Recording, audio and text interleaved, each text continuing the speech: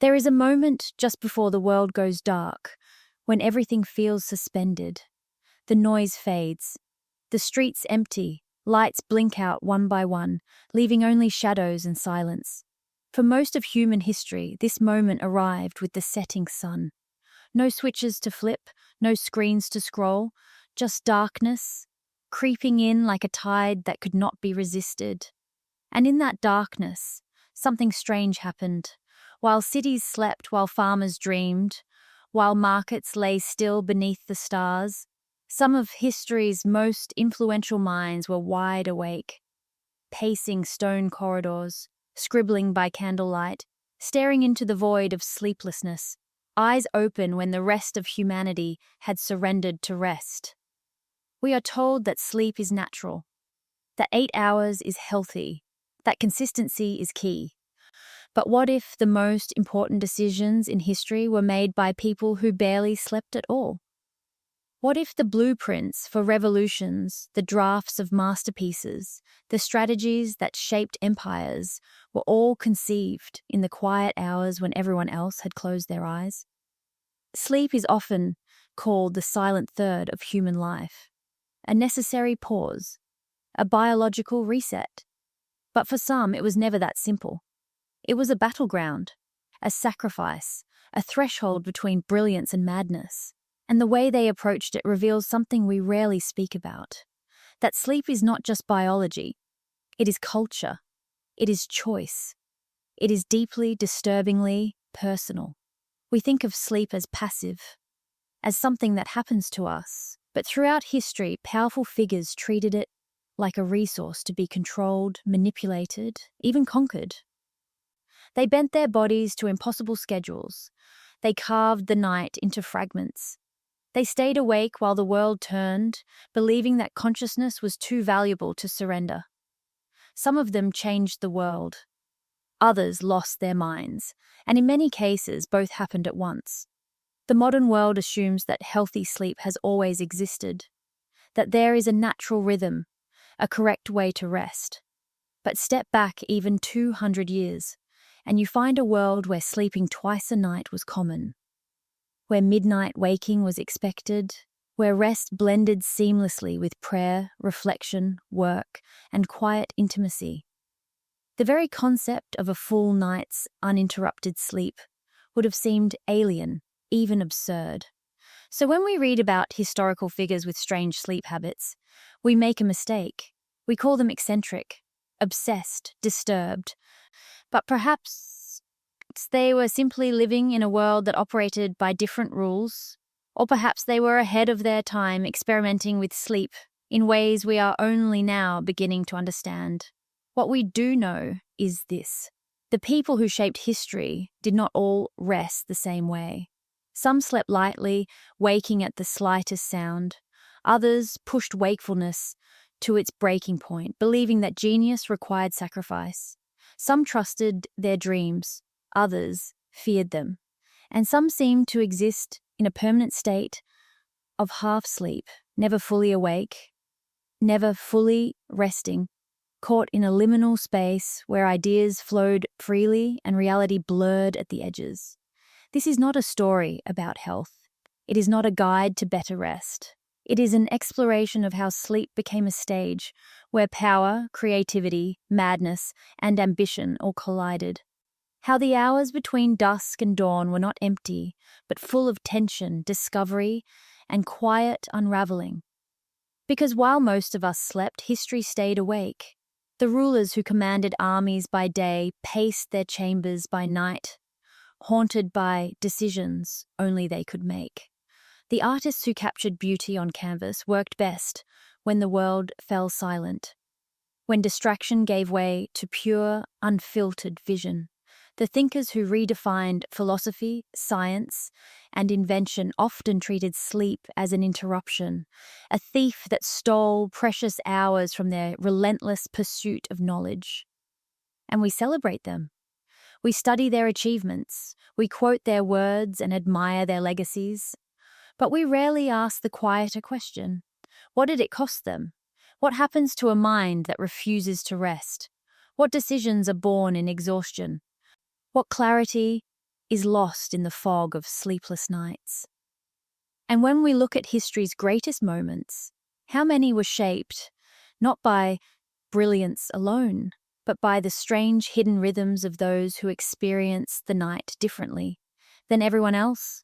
This is where the story begins, not in daylight, not in public squares or crowded halls, but in the darkness, in the hours we dismiss, in the silent third of human life that for some was anything but silent.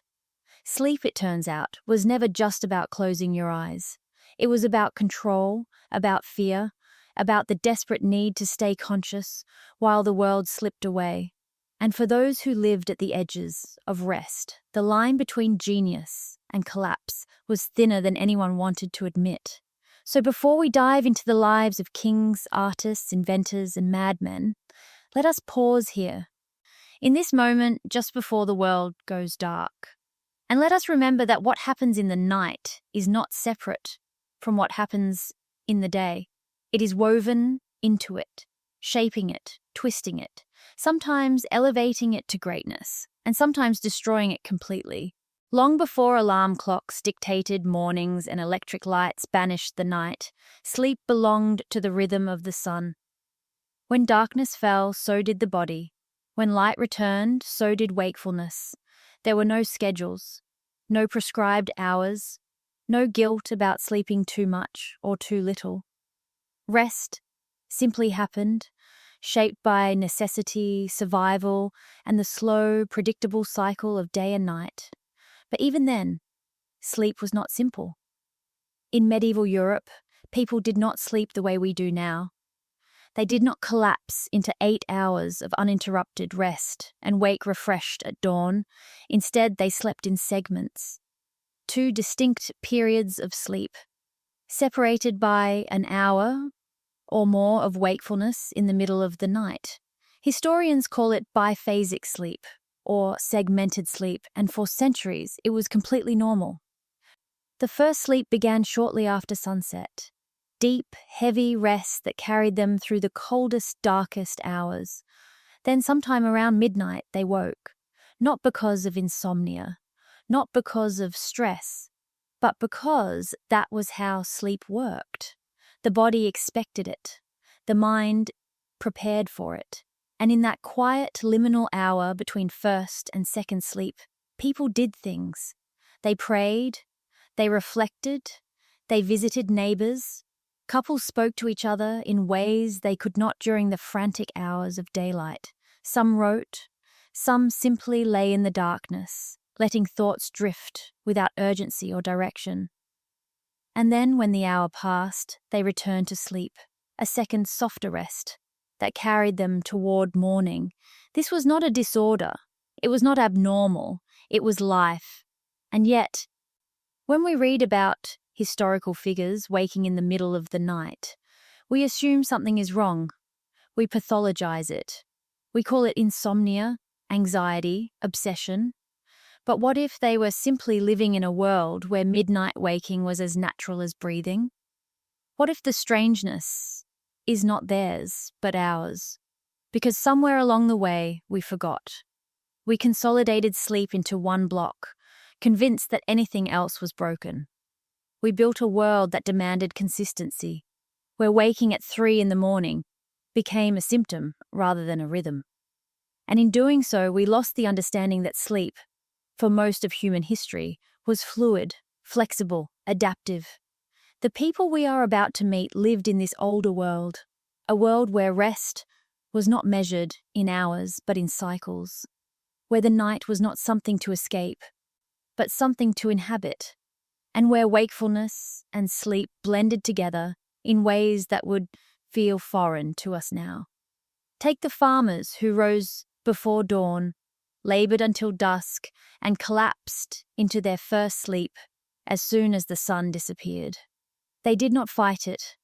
They did not set alarms. They simply followed the demands of the land, their bodies tuned to the seasons, the weather, the unrelenting cycle of planting and harvest. For them, sleep was survival, and survival did not follow a schedule. Or consider the monasteries where monks divided the night into prayer hours.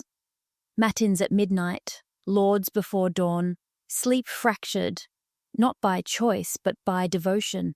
Their rest was intentional, ritualized, woven into the fabric of spiritual discipline. They did not see it as deprivation, they saw it as purpose. Even in royal courts, where power and paranoia lived side by side, sleep was rarely peaceful. Kings and queens woke to conspiracies whispered in the dark. They slept lightly, ready to respond to threats that did not wait for morning. Rest was tactical, strategic, a luxury they could not fully afford. And then there were the thinkers, the writers, the artists. For them, the night was not an obstacle, but an opportunity. When the world fell silent, the mind could roam freely. Ideas that were drowned out by daylight noise rose to the surface. Creativity flowed in the stillness. And so they stayed awake, not because they had to, but because the night offered something the day could not. But here is what matters. None of this was considered strange. Not yet. Because before beds had rules, before sleep became a science, before productivity, gurus told us how to optimize rest, there was only one rule: do what works. Some slept long, some slept short. Some woke in the middle of the night and did not panic. They simply lived. And in that living, they shaped empires, created art, made discoveries, and occasionally descended into madness. Because sleep, even then, was never just about rest. It was about who you were, what you believed, what you feared, and what you needed from the darkness. The world we are about to enter is one where sleep was not standardized, where the night held space for both peace and terror, where rest could be segmented, stolen, resisted, or embraced, and where the people who lived on the edges of wakefulness were not anomalies, but products of a time when sleep answered to no one but the sleeper. History did not run on 8 hours of sleep, and neither did the people who shaped it. They slept when they could, woke when they had to, and in those fragmented hours, in the silence between sunset and sunrise, they built the world we inherited, not through discipline or perfect routines, but through necessity, obsession, and the stubborn refusal to let the night claim them completely. So as we move forward, as we step into the lives of geniuses, rulers, artists, and madmen, remember this: the strangeness of their sleep is not proof of dysfunction. It is proof of humanity, of adaptability, of the endless ways people have tried to navigate the silent third of life that no one truly controls. Before beds had rules, sleep was wild, unpredictable, deeply personal. And the people who lived in that wildness did not need our understanding. They simply needed the night. And the night, as it turns out, gave them everything: the good, the terrible, and everything in between. There are people who sleep to live. And then there are people for whom sleep feels like dying, not in the poetic sense, not as a metaphor, but as a genuine, visceral experience where closing their eyes means losing something irreplaceable, an idea, a vision, a fragment of understanding that will never return if they let it slip away into unconsciousness. For these minds, sleep is not rest. It is theft. Leonardo da Vinci may have been one of them. The legend goes like this: Leonardo slept in short bursts throughout the day and night, 20 minutes at a time, never more. A pattern now called the Übermenn sleep schedule, though in his era it had no name, just a strange, relentless rhythm that kept him awake while the world rested. He allegedly believed that long stretches of sleep dulled the mind, that consciousness was too precious to surrender for hours at a time, that the flow of ideas required constant vigilance, and so he worked, obsessively, notebooks filled with sketches, calculations, anatomical studies, inventions that would not exist for centuries, machines that defied the limitations of his time, art that captured light and shadow in ways no one had seen before. And somewhere in the margins, between the genius and the exhaustion, a man who may have been slowly unraveling.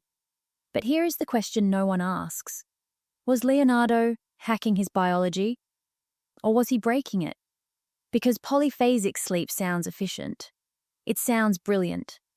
The idea that you can compress rest into fragments and reclaim the night for productivity is seductive. But the human body is not designed for it, not sustainably, not without cost. And while Leonardo's work speaks for itself, his letters reveal something quieter. Frustration, fatigue, the constant nagging sense that there was never enough time. He slept less than most people. But did he see more because of it, or in spite of it? We celebrate the output, the masterpieces, the sketches of helicopters and submarines centuries before they existed. But we do not talk about the nights, the moments when exhaustion blurred vision, when the hands that painted the Mona Lisa trembled from lack of rest, when brilliance and fragility existed side by side, inseparable. And Leonardo was not alone. History is filled with minds that treated sleep as an obstacle, writers who believed rest interrupted the flow of storytelling, inventors who feared losing inspiration to dreams, philosophers who saw sleep as a weakness, a biological limitation to be overcome through sheer willpower. They pushed themselves, stayed awake through the deepest hours of night, worked by candlelight until their eyes burned and their thoughts tangled into knots.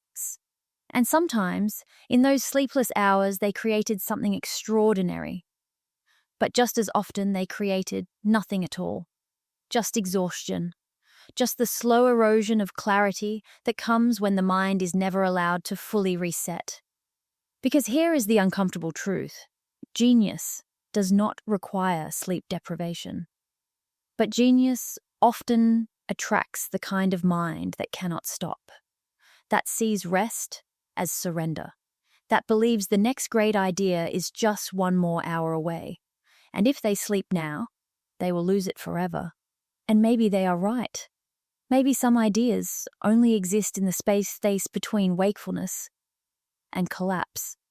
Maybe the edge of exhaustion opens doors that well-rested minds cannot see. But the cost is real, the fragility is real, and the line between brilliance and breakdown is far thinner than we like to admit. Leonardo's work survived. But did he? Not in the way we think, not with the peace and satisfaction of a life well lived.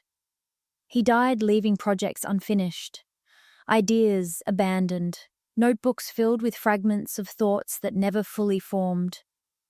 And while we can attribute that to many things, it is hard to ignore the simplest explanation. He was tired, not just physically, but mentally, spiritually, the kind of tired that comes from never truly resting, from always being on, always thinking, always chasing the next revelation, while the body quietly begs for mercy. And yet we romanticize it. We turn exhaustion into virtue.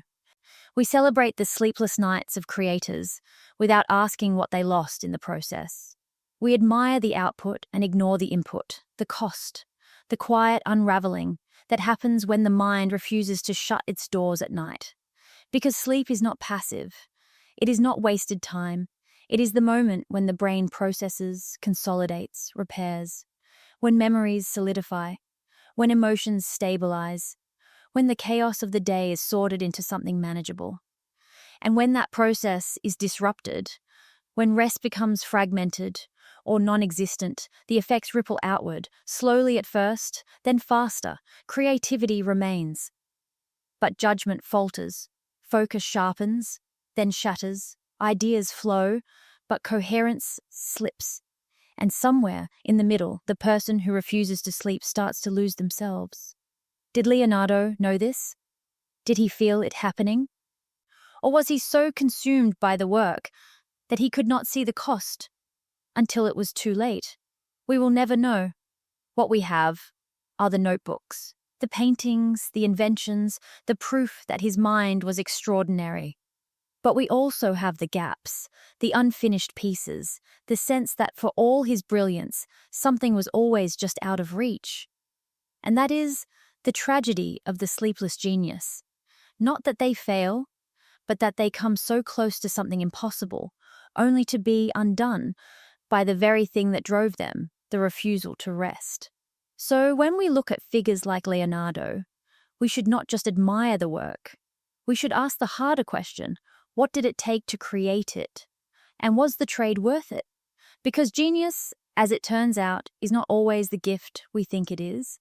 Sometimes it is a burden, a compulsion, a restless, relentless force that will not be silenced, even when silence is exactly what the body needs.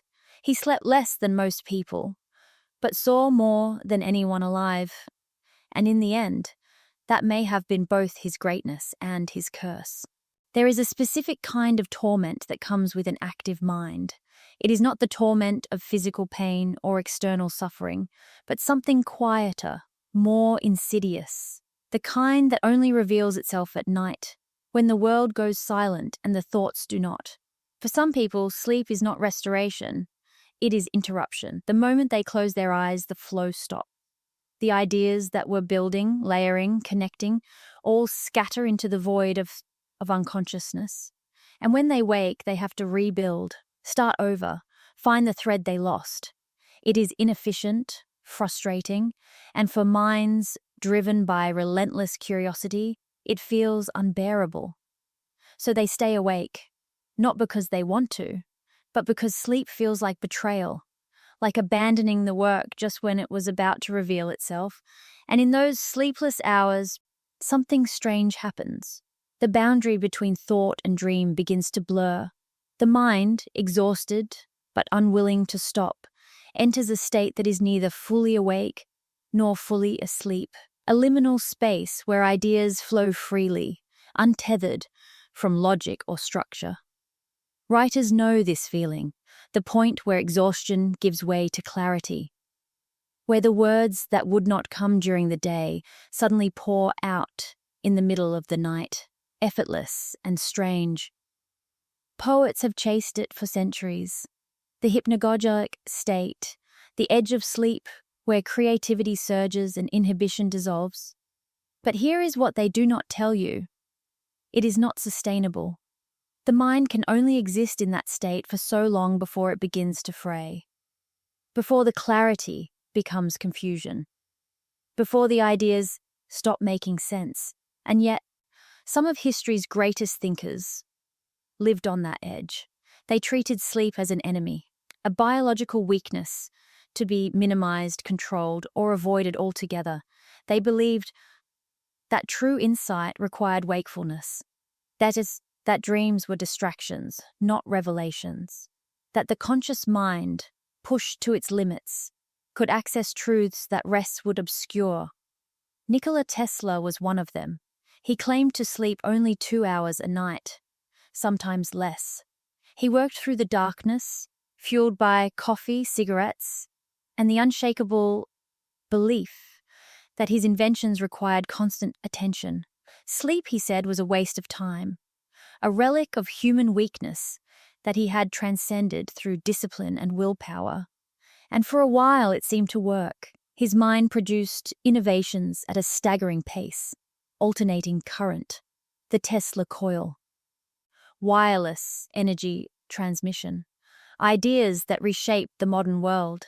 But the cost was hidden, buried beneath the brilliance, visible only in the moments when the facade cracked. Tesla spoke to pigeons. He developed obsessive compulsions, numbers, cleanliness, routines that had to be followed exactly, or the world felt wrong.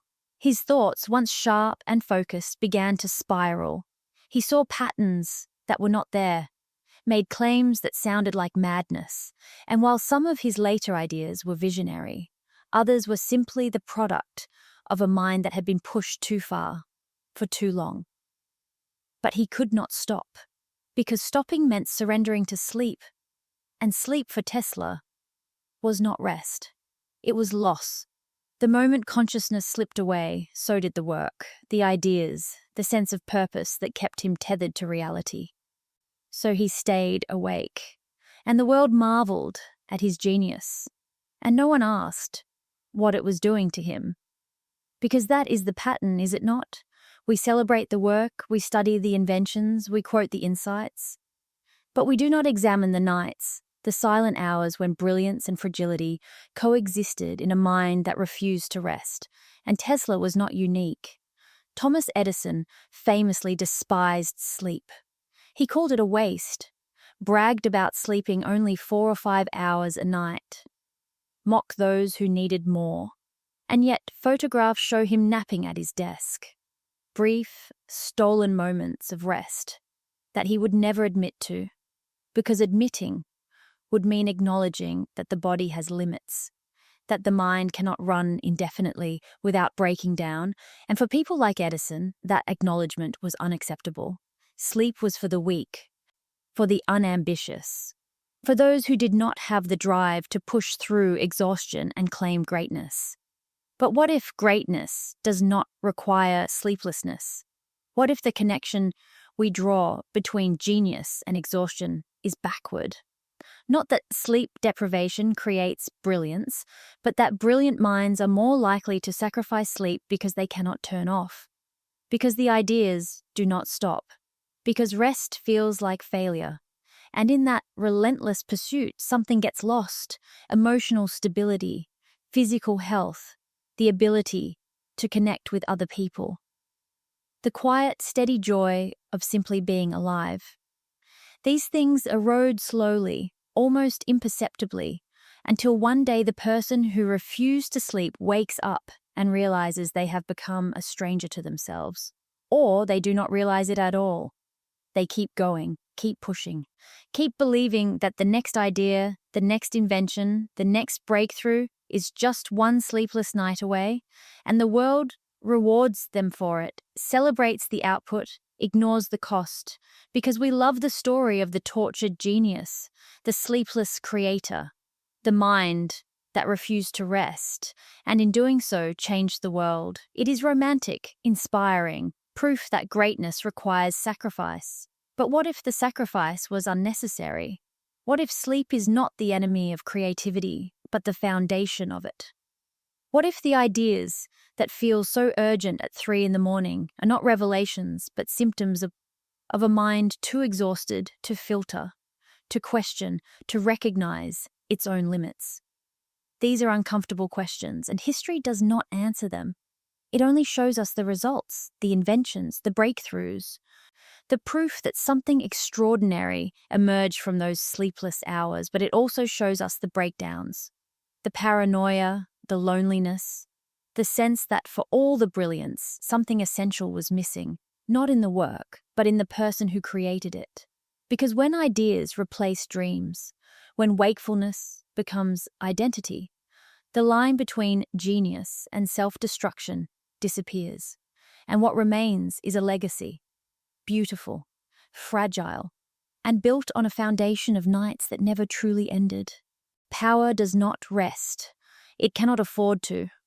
Because the moment a ruler closes their eyes, the world keeps turning.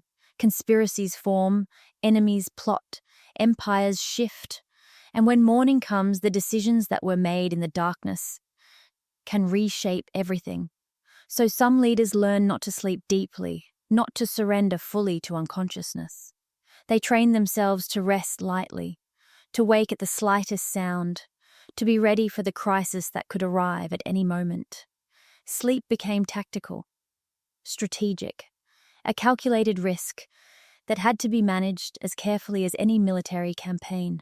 Napoleon Bonaparte understood this better than most. He slept on average 4 hours a night. But those hours were not continuous.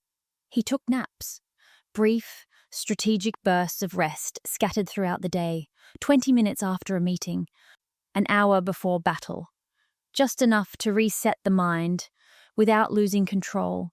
And when he slept fully clothed, ready to rise at a moment's notice if the situation demanded it. There was no luxury in his rest, no peace. Sleep was a necessity, not a pleasure. and Napoleon treated it the way he treated everything, as something to be mastered, optimized, controlled. But why? Because power is paranoid. It has to be.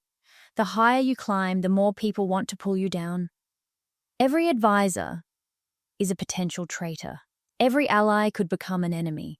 Every moment of vulnerability is an opportunity for someone else to strike. And sleep, by its very nature, is vulnerability. You cannot command while you sleep. You cannot strategize, you cannot react, and in that brief window of unconsciousness, the world does not pause. It continues. And if you are not careful, it continues without you. So Napoleon stayed alert. Even when his body begged for rest, his mind remained vigilant. He woke at the sound of footsteps, bolted upright if a messenger knocked, slept with one eye open, as the saying goes, because anything less felt like surrender. And it worked, for a time. Napoleon conquered most of Europe, redrew maps, built an empire, all while surviving on fragments of sleep that would destroy most people. His strategic mind remained sharp, his decisions ruthless and precise, his energy seemingly inexhaustible. But there were cracks. Later in life, when the empire began to crumble, when battles turned into losses and allies became adversaries, those around Napoleon noticed something. He was slower, more irritable. His judgment, once flawless, began to falter. Decisions that should have been obvious were missed. Strategies that should have succeeded fell apart. Was it sleep? Or was it simply the weight of too many wars, too many betrayals, too many years of holding power with an iron grip? We cannot know for sure, but what we do know is that the body keeps score, and no amount of willpower can erase the debt of lost sleep forever. It accumulates, silently, invisibly, until one day the mind that once seemed unstoppable simply stops being sharp. And Napoleon was not the only ruler who lived this way. Winston Churchill famously took afternoon naps, not because he was lazy, but because he knew that leading a nation through war required endurance. He slept when he could, not when the schedule said he should, and in doing so he managed to sustain himself through years of impossible pressure. But even Churchill admitted the cost.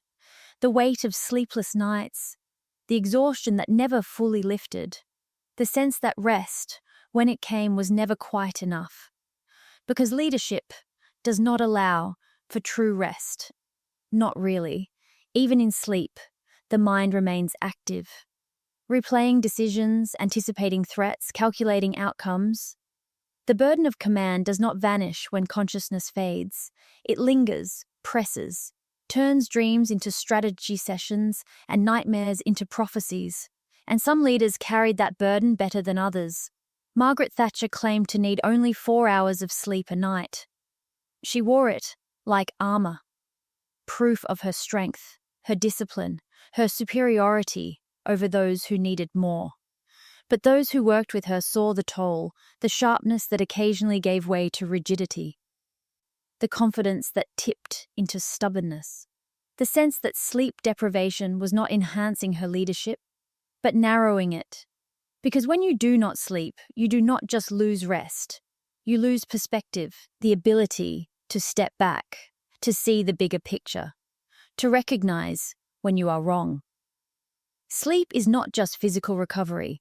It is emotional regulation, mental clarity, the space where the brain processes complexity and integrates new information.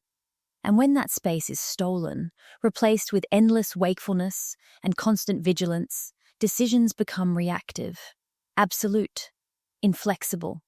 The nuance disappears, and what remains is a mind that is sharp but brittle, capable of brilliance, but also capable of catastrophic mistakes. So when we look at leaders who slept lightly, who treated rest as weakness and wakefulness as strength, we should ask, what did they gain, and what did they lose? They gained control, or at least the illusion of it. They stayed alert while their enemies slept. They made decisions in real time, without waiting for morning. They projected strength, discipline, the unshakable belief that they could endure anything. But they also lost something: the capacity for rest, for peace, for the simple human experience of letting go. And in that loss, their leadership became something else, not calm and measured, but tense and relentless, driven not by vision but by the fear of what would happen if they stopped moving for even a moment. Because power, as it turns out, is not just about what you do. It is about what you sacrifice. And for many of history's greatest leaders, the first sacrifice was sleep. Not because they wanted to, but because they believed they had no choice. Because rest felt like risk, and risk, in their world, was the one thing they could not afford. So they stayed awake, commanded armies, shaped nations, built legacies, all while their bodies slowly broke down under the weight of endless vigilance. And history remembers the victories, the speeches, the moments of greatness, but it forgets the nights, the quiet, restless hours when power learned that it could never truly rest, not if it wanted to survive. There is a particular kind of loneliness that comes with power, the kind that settles in at night, when the advisors leave and the guards take their posts, and the ruler is finally, truly alone. No crowds to command, no decisions to make, just silence. And in that silence, the mind does what it has been suppressing all day. It remembers, it questions, it unravels. For some rulers, this was the hardest part. Not the battles, not the betrayals, but the nights, the hours when sleep should have come easily, but instead brought nothing but restlessness, doubt, and the ghosts of decisions that could not be undone. Insomnia was not a disorder for these leaders. It was a companion, a shadow that followed them through every corridor, every victory, every mistake. And the longer they ruled, the heavier it became. King Henry IV of France barely slept, not because he did not want to, but because his mind would not let him. Every night the same fears surfaced: assassination plots, religious wars, the fragile peace he had fought so hard to maintain. He lay awake, turning strategies over in his mind, anticipating threats that might never come, preparing for crises that existed only in his imagination. And some of those fears were justified. He had enemies, real ones, people who wanted him dead. But the problem with sleepless vigilance is that it does not distinguish between real threats and imagined ones. Everything becomes dangerous. Every footstep in the hall, every shadow in the corner, the mind, deprived of rest, begins to see patterns that are not there. And eventually, it stops being vigilance. It becomes paranoia. Henry was not alone in this. Rulers throughout history struggled with the same thing. The weight of power pressed down on them at night, when there was no distraction, no audience, no armor of authority to hide behind.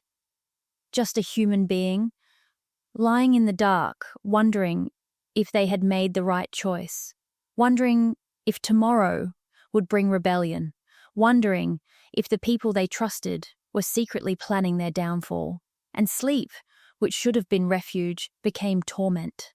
Because insomnia does not just steal rest, it steals clarity, emotional stability, the ability to see situations accurately. When the mind is exhausted, when it has been running on fumes for weeks, months, years, it begins to distort reality.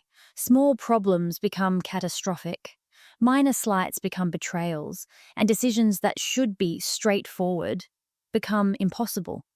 This is what historians miss when they study the reigns of sleepless rulers. They focus on the policies, the wars, the alliances, but they rarely ask what was happening at night. What was the mental state of the person making these decisions, and how much of history was shaped not by strategy, but by exhaustion? Catherine the Great of Russia was known for her intelligence, her political acumen, her ability to navigate the treacherous waters of court life. But she also suffered from chronic insomnia. She wrote about it in her letters, the frustration of lying awake while her mind raced, the desperation for sleep that never came, the mornings when she rose more tired than when she lay down. And yet, she ruled. She made decisions, she expanded an empire, and no one asked if those decisions might have been different had she been able to rest. Because we assume that power makes people invincible, that the strong do not need sleep, that resilience means enduring without complaint, without rest, without acknowledging the toll that sleepless nights take on the mind. But the truth is messier, more human, more fragile. Sleepless rulers made mistakes. They overreacted to threats. They misjudged allies.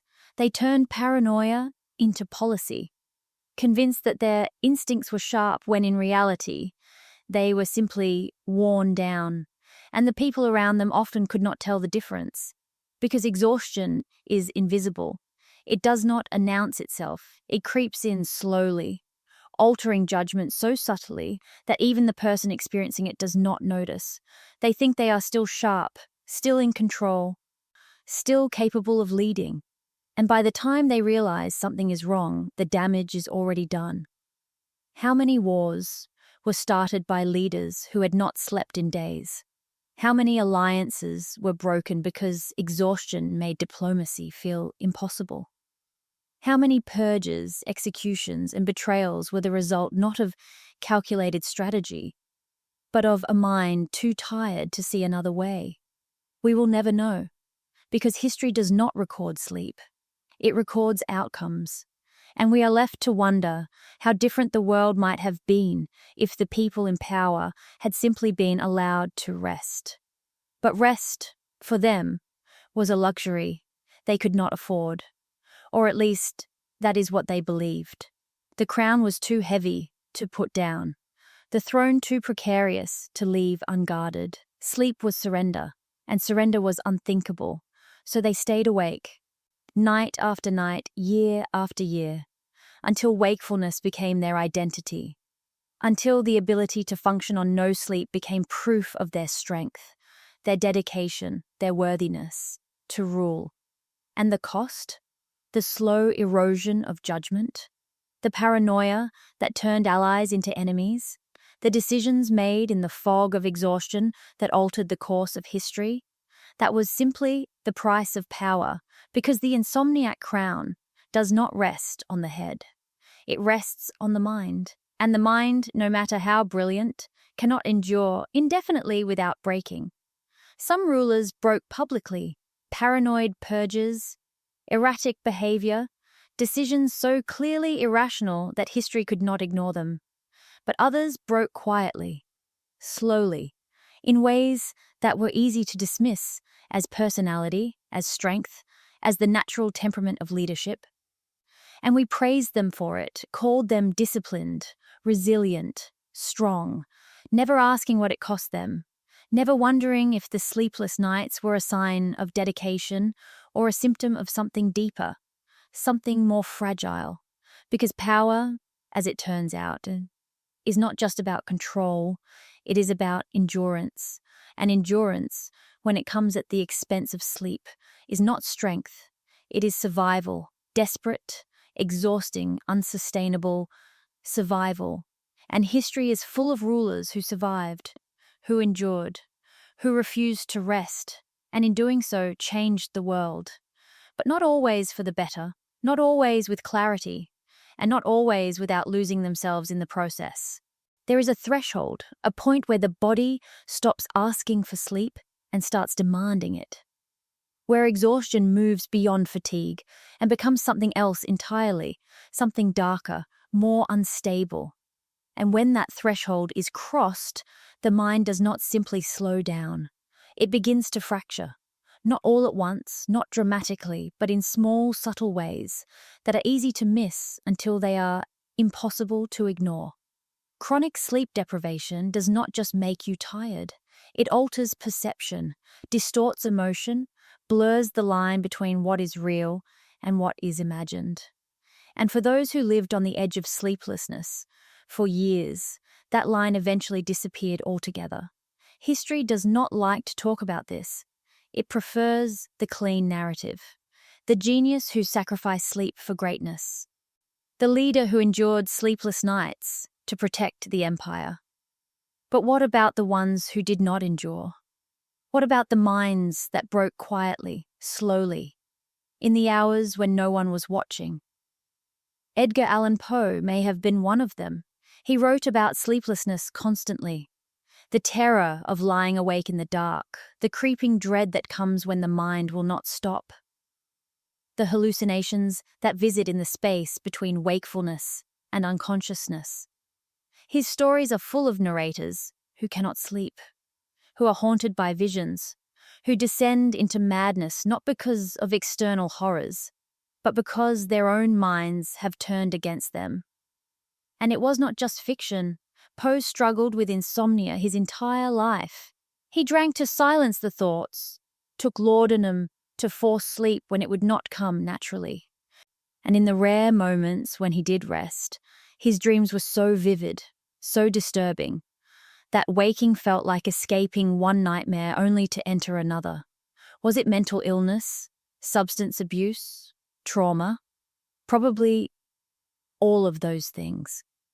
But underneath it all was something simpler, something more biological, a mind that could not turn off, a body that could not rest, and the slow, inevitable unraveling that comes when sleep is no longer a refuge, but a battleground, because the human brain is not designed to function without sleep.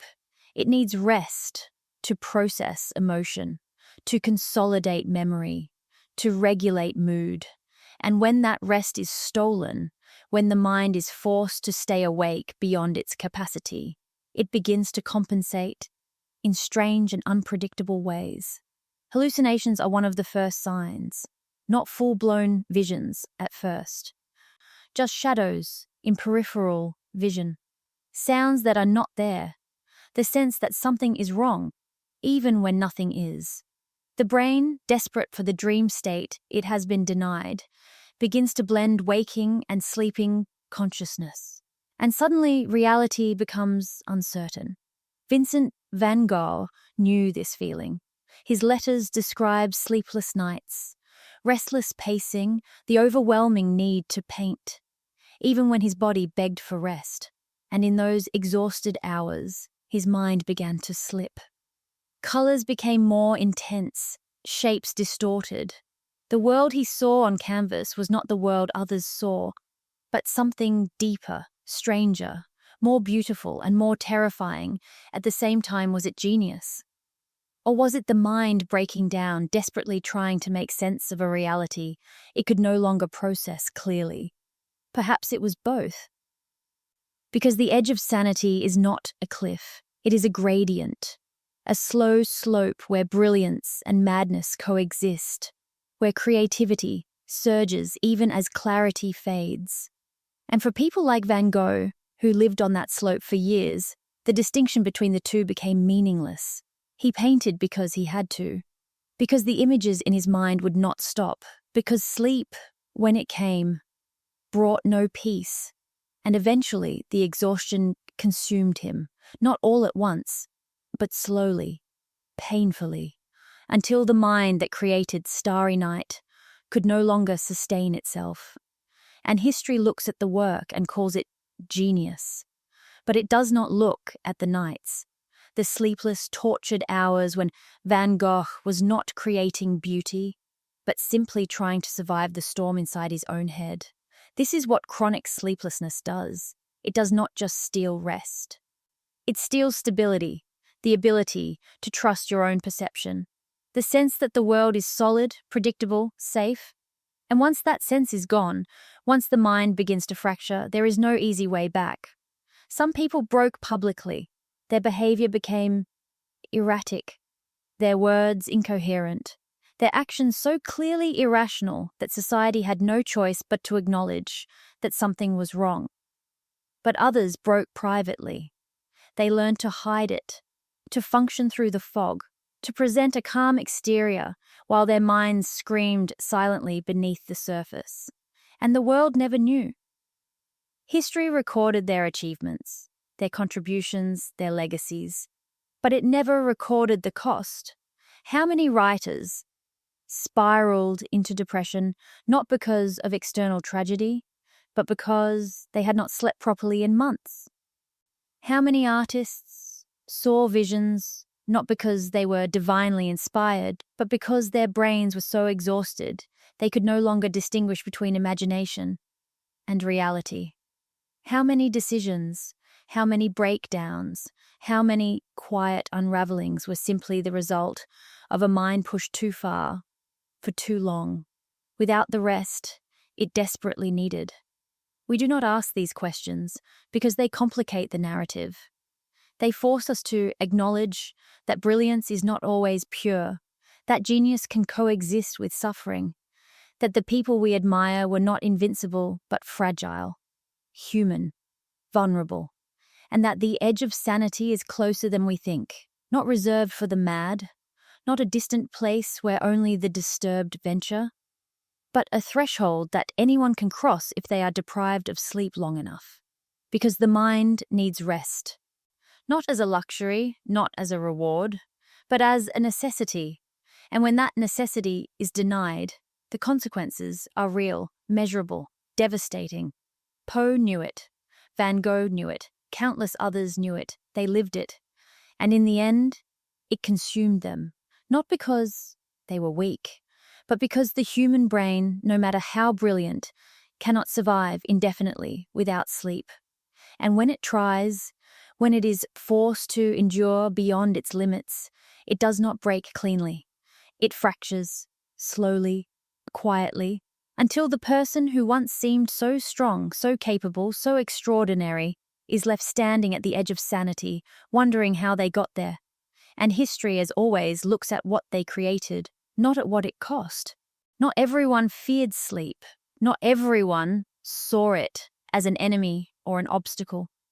For some, sleep was the gateway, the place where truths revealed themselves, where visions arrived unbidden, where the boundary between the conscious and the unconscious dissolved, and something deeper emerged.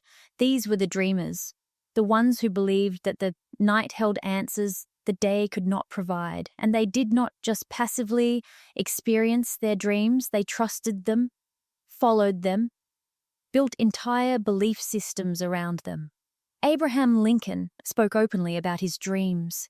He told friends and advisors that he often saw premonitions in sleep, warnings, messages from some unknowable source, and one dream, in particular, haunted him in the final weeks of his life.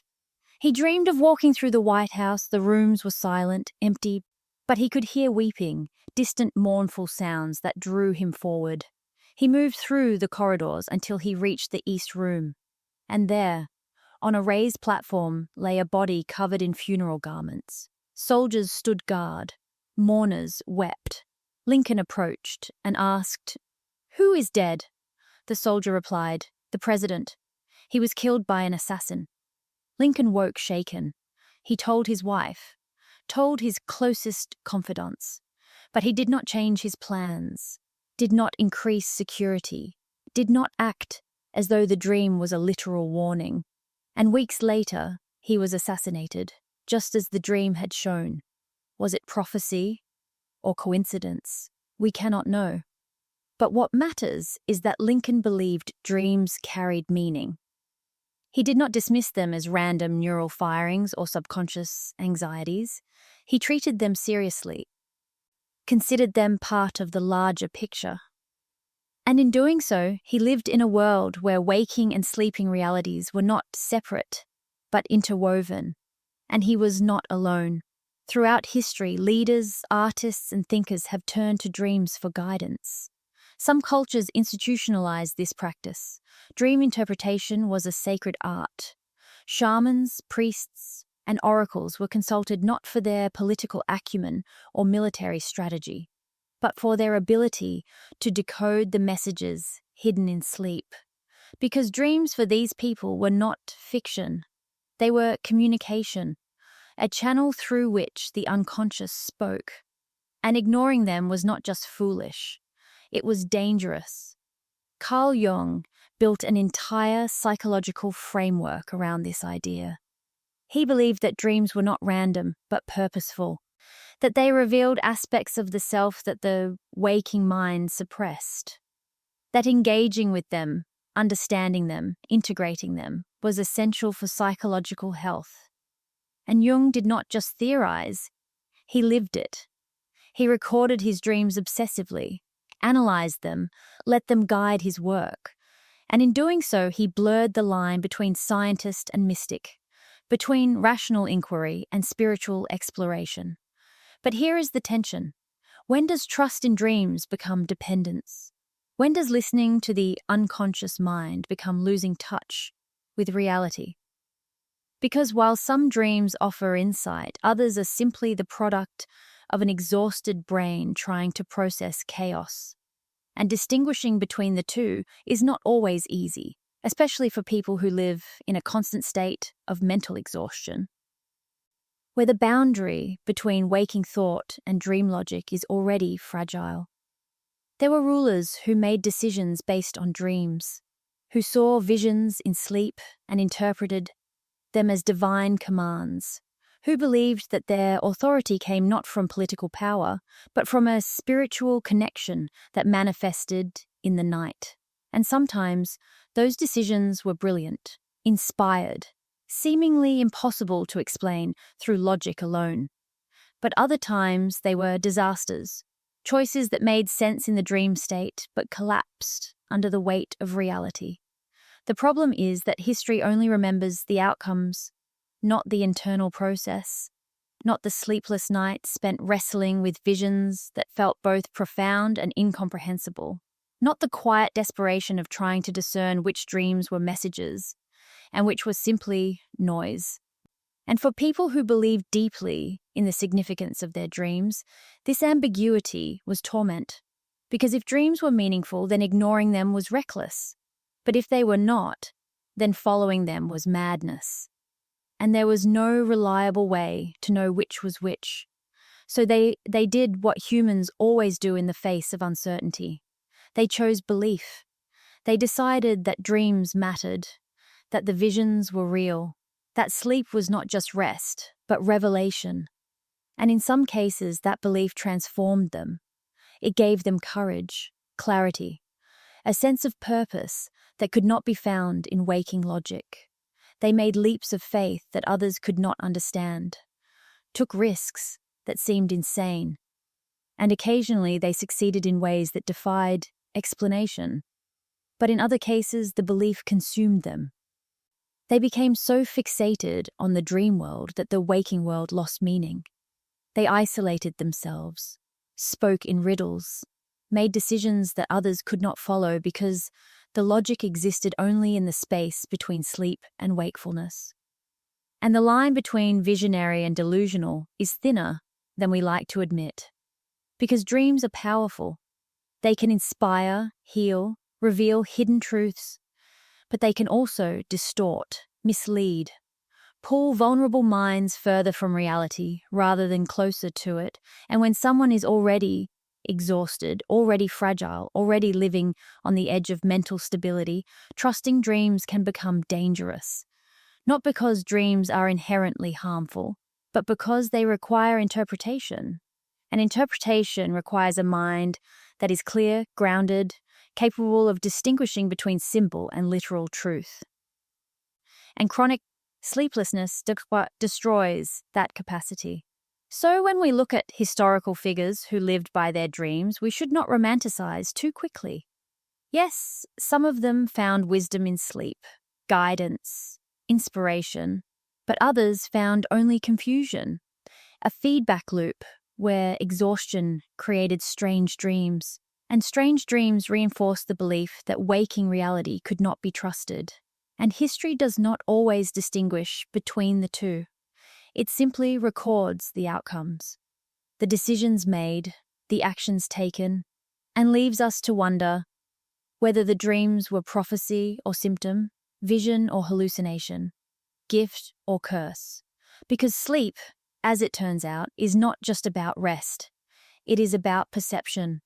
And when that perception shifts, when the dream state begins to bleed into waking life, the results can be extraordinary. Or they can be tragic, and sometimes they are both. Long before sleep science existed, long before researchers in white coats monitored brain waves and mapped circadian rhythms, there were people who experimented on themselves, not with instruments or controlled studies, but with pure, reckless curiosity. They tested limits, altered schedules, pushed their bodies to see how little sleep they could survive on, or how strangely they could structure rest without collapsing entirely. These were the original biohackers, and they had no idea what they were doing. Benjamin Franklin was one of them. He famously said, "Early to bed and early to rise makes a man healthy, wealthy, and wise." But his own sleep habits told a different story. Franklin experimented constantly. He tried sleeping naked with the windows open, believing fresh air improved rest. He took cold baths before bed. He tested different sleeping positions, different fabrics, different room temperatures. He treated sleep like a puzzle to be solved, a system to be optimized. And sometimes it worked. He claimed to sleep better with fresh air, woke more alert, felt sharper during the day, but other times his experiments left him exhausted, irritable, frustrated. Because the human body is not a machine.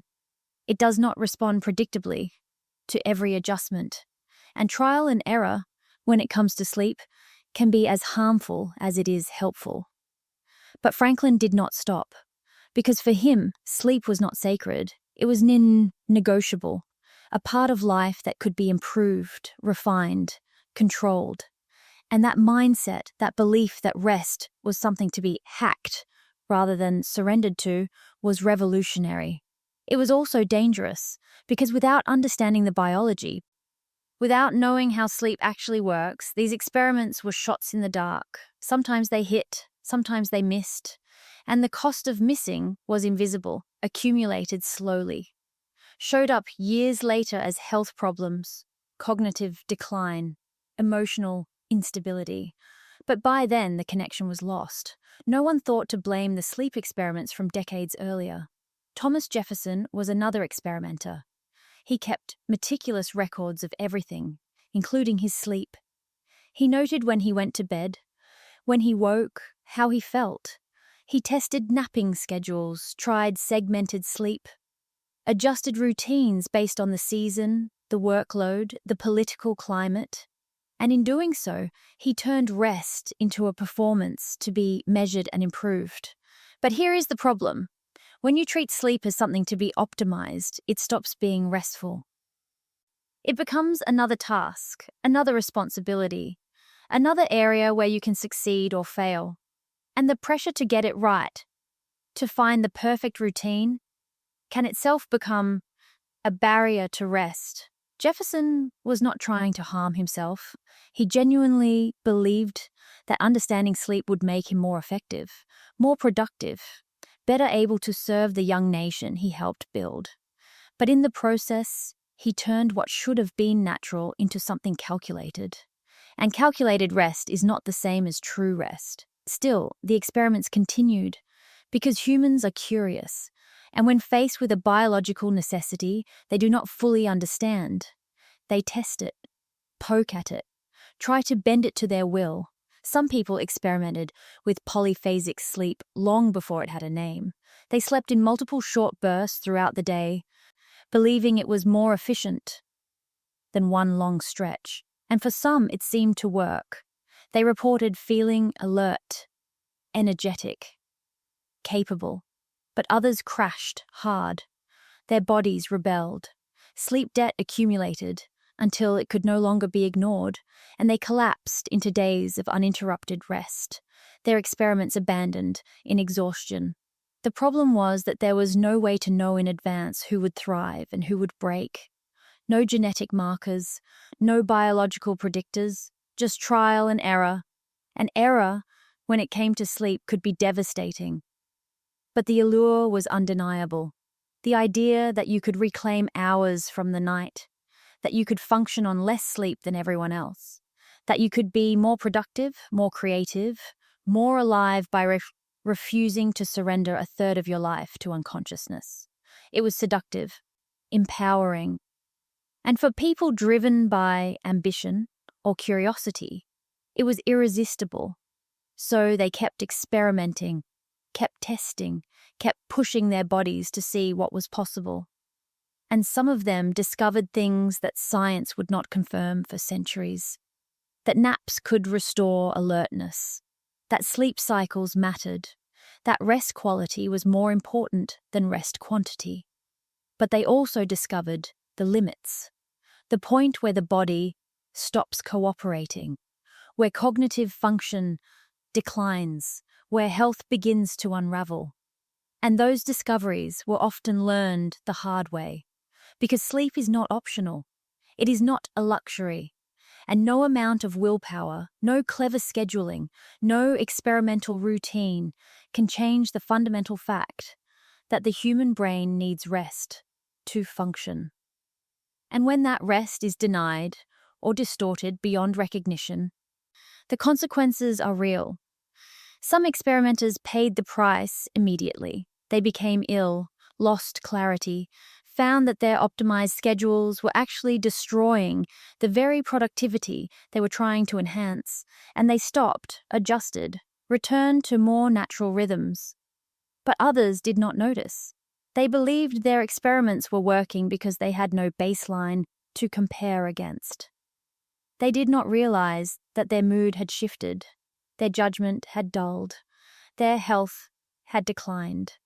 They simply kept going, convinced that they had found the secret to unlocking more time, more energy, more life. And history recorded their achievements, the inventions, the writings, the contributions. But it did not record the cost, the unseen toll of living in a constant state of experimentation. The slow erosion of well-being that came from treating the body as a laboratory. Because that is the danger of hacking sleep before understanding it. You can stumble onto something that works, or you can stumble into disaster. And without the science to guide you, without the knowledge of what sleep actually does, there is no way to know which path you are on until it is too late. The experimenters of the past did not have that knowledge. They had only curiosity, ambition, and the belief that sleep was a problem to be solved. And in their attempts to solve it, they discovered both the possibilities and the limits of human endurance. Some walked away wiser, others walked away broken, and a few walked away believing they had won, never realizing what they had lost. The question lingers. When we look at the people who pushed sleep to its limits, who experimented with their rest, who lived on the edge of exhaustion for years, what do we see? Genius or self-destruction? The answer, frustratingly, is that we see both, because the line between brilliance and harm is not clear. It is tangled, overlapping, and often the same behavior that produces extraordinary short work also produces quiet, irreversible damage.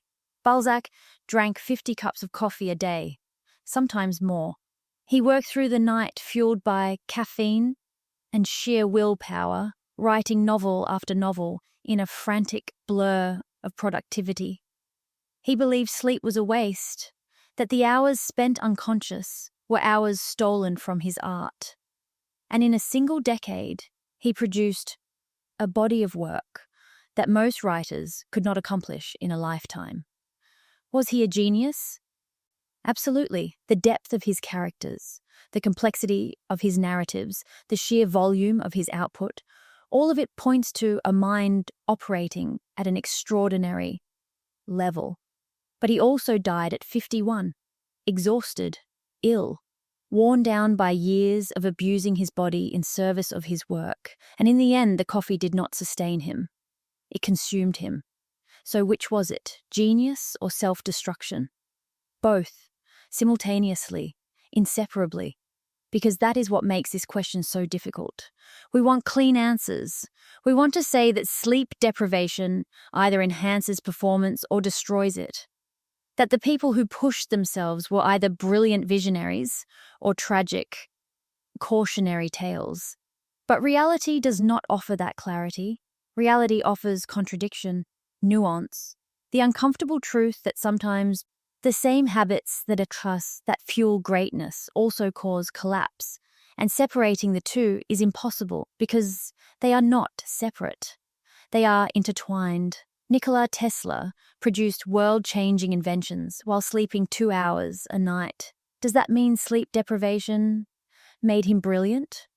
Or does it mean he succeeded despite it and might have achieved even more with proper rest?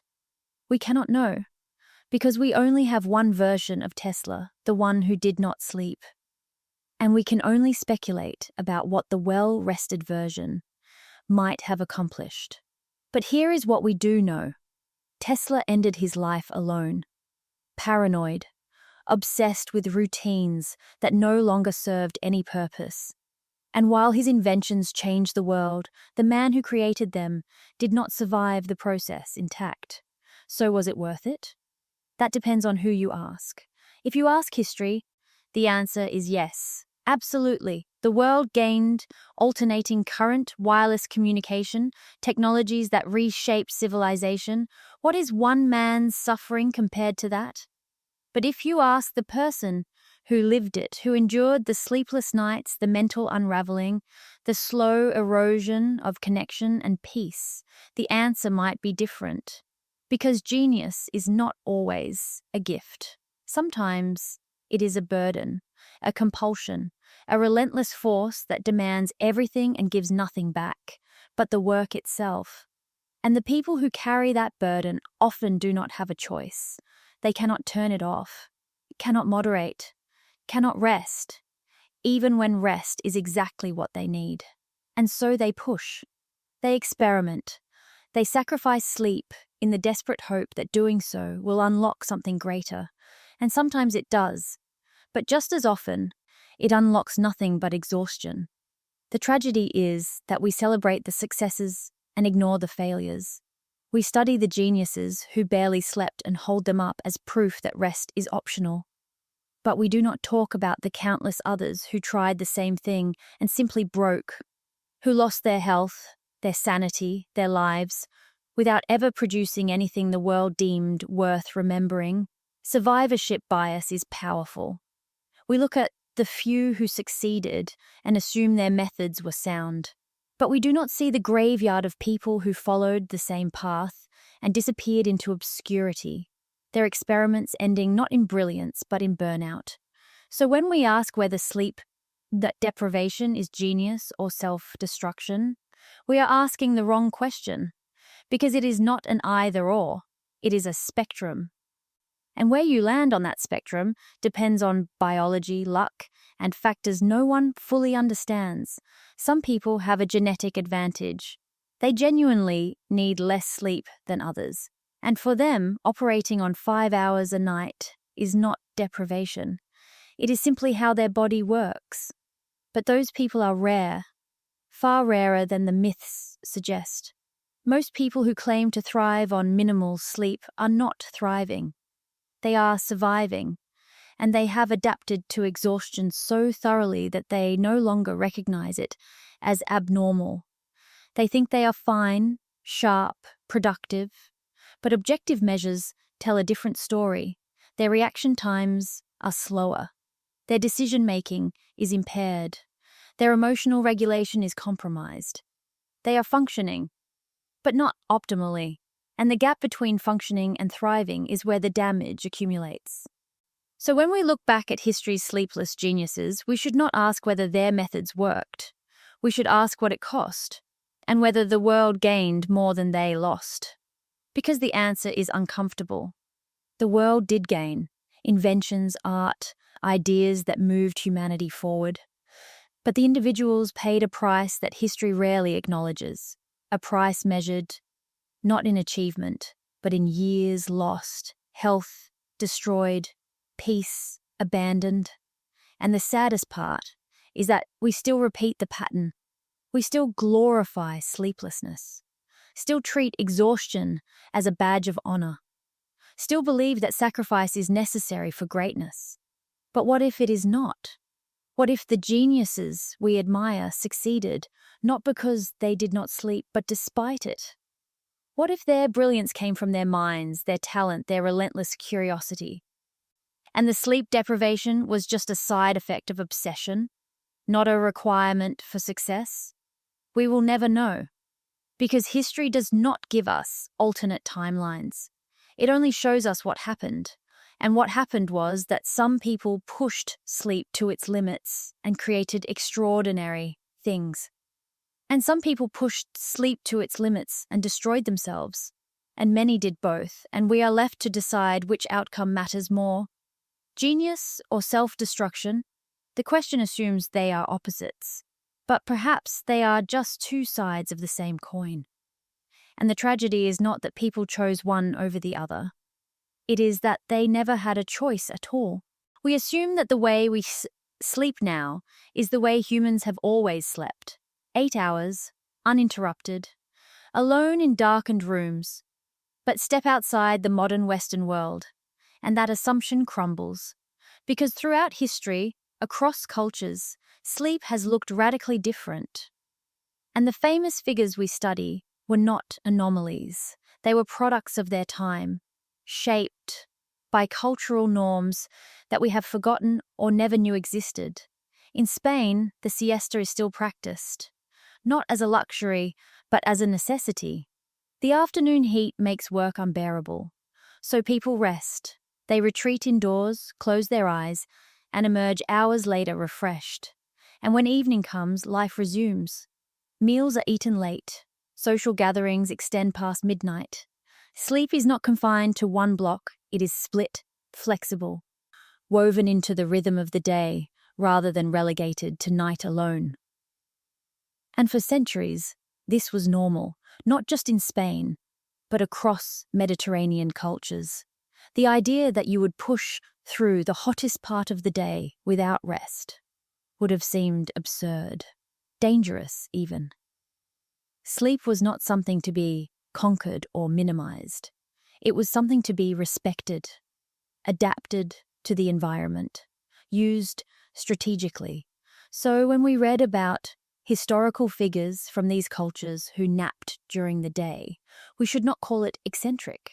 We should recognize it as cultural, a practice so embedded in daily life that not doing it would have been the strange choice. But the siesta is just one example.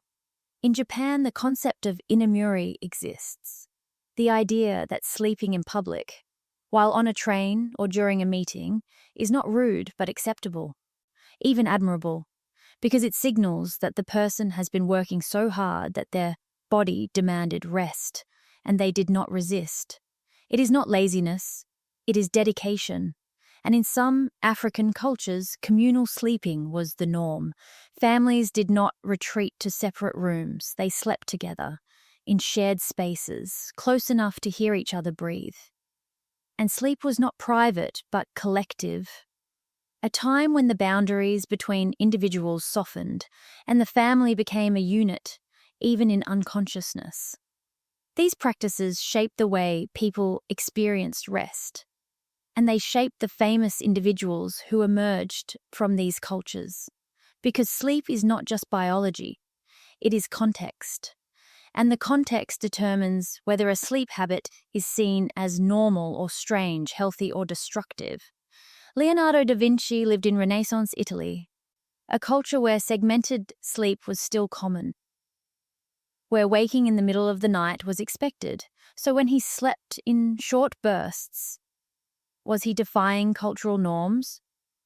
Or was he simply exaggerating a pattern that already existed? We do not know, because we project our own sleep expectations onto the past. We assume that anything that deviates from our 8-hour standard is abnormal. But for Leonardo, our 8-hour standard would have been the abnormality. And this matters, because it reframes the entire conversation. It asks us to stop pathologizing historical sleep habits and start understanding them, to recognize that what we call insomnia might have been midnight reflection. What we call polyphasic sleep might have been cultural adaptation. What we call sleep disorders might have been completely normal behavior in a world that structured time differently. The exclamation mark Kung people of the Kalahari Desert have no fixed sleep schedule. They rest when tired, wake when alert. Sleep is fluid, responsive to the needs of the moment rather than the demands of a clock. And this fluidity is not chaos, it is order, just a different kind. One that prioritizes the body's signals over external structure. And for most of human history, that was the norm. Not rigid schedules, but flexible rest. Not guilt about waking at odd hours, but acceptance that sleep comes and goes. Not the belief that there is one correct way to rest, but the understanding that different people in different environments with different responsibilities will sleep differently. And that difference is not a problem. It is simply reality. So when we look at historical figures with unusual sleep patterns, we should ask, unusual compared to what? Compared to our modern expectations? Or compared to the world they actually lived in? Because context changes everything. A leader who slept 4 hours a night in a culture where everyone slept in segments is not the same as a leader who sleeps 4 hours in a culture that expects 8. The first is adapting, the second is depriving. And we rarely make that distinction. We flatten history, assume that sleep has always meant the same thing, that the struggles we face with rest are the same struggles people have always faced. But they are not. The struggles are different, the solutions are different. The very concept of what sleep is supposed to be has shifted so dramatically that comparing modern sleep to historical sleep is almost meaningless. But we do it anyway, because it is easier than accepting that sleep is cultural, that it changes, that what works in one time and place might fail completely in another, and that the people we admire, the geniuses and leaders and artists, were not operating in a vacuum. They were shaped by the sleep cultures they inhabited, and those cultures were diverse, rich, far more flexible than ours, and in many cases far more humane. Because modern sleep is rigid, it demands consistency, punishes deviation, treats variation as pathology. But historical sleep was adaptable. It bent to the needs of the individual, the season, the situation. It did not impose a single standard and call everyone who failed to meet it disordered. And maybe that is why so many historical figures seem to have strange sleep habits. Not because they were broken, but because they lived in a world that allowed for strangeness. That did not flatten everyone into the same mold. They slept when they needed to, woke when it made sense. And the world did not collapse. Empires were built, art was created, ideas flourished, all without the 8-hour sleep standard we now treat as sacred. So perhaps the question is not why historical figures slept strangely. Perhaps the question is why we think there is only one way to sleep at all. There was a moment in history when sleep stopped belonging to the body and started belonging to the clock. It happened slowly, quietly, so gradually that most people did not notice until it was too late. But once it happened, there was no going back. The Industrial Revolution did not just change how people worked, it changed how they rested, because for the first time in human history, productivity was measured not by the task completed, but by the hours worked. And hours required clocks, schedules, standardization. Before factories, sleep was flexible. Farmers rested when the work was done. Artisans slept when their bodies demanded it. There was no universal start time, no expectation that everyone would wake at the same moment and work in unison. Time was personal, local, dictated by the sun, the season, the rhythm of the work itself. But factories could not function that way. Machines ran on schedules. Production lines required coordination. Workers had to arrive at the same time, leave at the same time, and sleep during the hours when the factory was closed. And if they could not, they lost their jobs.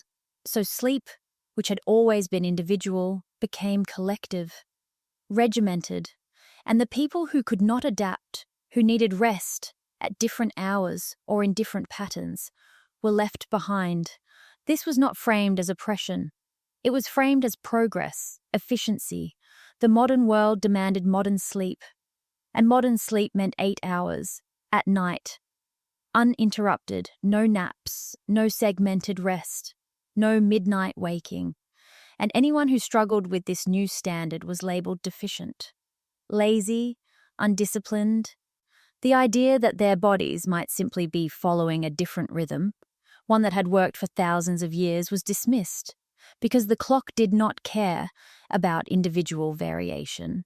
It cared about consistency, and consistency became the goal. Not health, not well-being, just the ability to show up on time, work the required hours, and sleep during the designated window. And if your body resisted, if it demanded rest at noon or woke you at 3 a.m, that was your problem, not the systems. So people adapted. They forced their bodies into the new rhythm, drank coffee to stay awake, took sleeping pills to force unconsciousness, ignored the signals their bodies were sending, and followed the signals the clock was sending instead. And for some, it worked. Their biology happened to align with the industrial schedule. They felt fine, rested, productive, and they assumed everyone else could do the same if they just tried hard enough. But for others, it was torture. Their bodies never adjusted. They lived in a constant state of exhaustion, always out of sync with the world around them. And they blamed themselves, because the dominant narrative said that if you could not sleep on schedule, you were broken. And that narrative persists, even now, even though we know that chronotypes exist, that some people are naturally early risers and others are naturally night owls, that forcing everyone into the same sleep schedule is biologically absurd. We still structure society as though there is only one correct way to rest, and we still punish those who cannot conform. But here is what the Industrial Revolution truly did. It severed the connection between sleep and the body. It made rest a matter of discipline rather than biology. And in doing so, it created a world where sleep became a performance, something you had to get right, something you could fail at. Before the clock, no one failed at sleep. You rested when you needed to, woke when your body was ready. And if that rhythm was different from your neighbor's, it did not matter, because there was no universal standard to meet. But after the clock, everyone was measured against the same yardstick. And those who did not fit were labeled deviant, disordered, in need of correction. And the cost of this shift is still playing out. Because we live in a world that expects everyone to sleep the same way, despite overwhelming evidence that this is not how human biology works. And the people who suffer most are not the ones who fit the mold. They are fine. It is the ones who do not fit, the ones whose bodies demand rest at different hours or in different patterns, who are told implicitly and explicitly that they are wrong. And many of the historical figures we have discussed were casualties of this shift. They lived in the transitional period, when cultural flexibility around sleep was disappearing, but the science to understand individual variation had not yet emerged. So they were caught in between, judged by a standard that did not account for their biology, and left to navigate sleeplessness, exhaustion, and societal pressure without any framework to understand what was happening. Napoleon lived through this. So did Tesla. So did countless others who were labeled insomniacs, when in reality, they were just living in a world that had decided there was only one correct way to sleep, and they did not fit. But instead of questioning the system, history questioned them, called them obsessed, driven, unable to rest, and framed their sleep habits as personal failings rather than systemic mismatches. And we continue to do this. We look at people who struggle with sleep and ask, "What is wrong with you?" Instead of asking, "What is wrong with the system that demands you sleep this way?" Because the clock changed everything. It took something natural and made it mechanical. It took something flexible and made it rigid. And in doing so, it created a world where sleep became a source of stress rather than relief. And history is full of people who paid the price. Not because they were broken, but because the world broke something that was never meant to be standardized, and then blamed them for not adapting. When time became strict, sleep paid the price, and we are still paying it now. There is something about the night that changes everything. The world falls silent. Distractions disappear. The phone stops ringing. The streets empty. And in that silence, something opens up. A space where thoughts flow differently, where creativity surges without interruption, where the mind, freed from the demands of the day, can finally roam. For some artists, this was not just preferable, it was essential. They could not create during the day. The noise, the light, the expectations, all of it felt like interference. But at night, when everyone else slept, they came alive. And the work they produced in those quiet hours was unlike anything they could create in daylight. Franz Kafka wrote at night. After long days working a job he despised, after fulfilling obligations he resented, he would sit at his desk in the dark and write. Not because he wanted to, but because he had to, because the stories inside him demanded release. And the only time they could emerge was when the world stopped pressing in. His writing reflects this. The suffocating bureaucracy, the alienation, the sense of being trapped in a world that makes no sense. These were not just themes. They were lived experiences, and they poured out of him in the quiet hours when he was finally alone with his thoughts. But it was not just the solitude, it was the altered state that night brings, the way exhaustion lowers defenses, the way darkness shifts perception, the way the mind, tired and unguarded, begins to think in ways it would not during the rational, disciplined hours of daylight.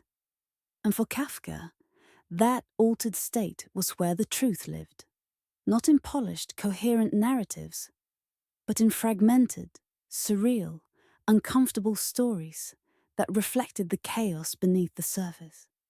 He was not alone. Mary Shelley conceived Frankenstein during a sleepless night. She was staying in a villa with friends, and they challenged each other to write ghost stories. She struggled. Nothing came. Until one night, unable to sleep, her mind began to wander. And in that liminal space between wakefulness and dreams, she saw it. A man kneeling beside a creature he had assembled. A scientist horrified by his own creation.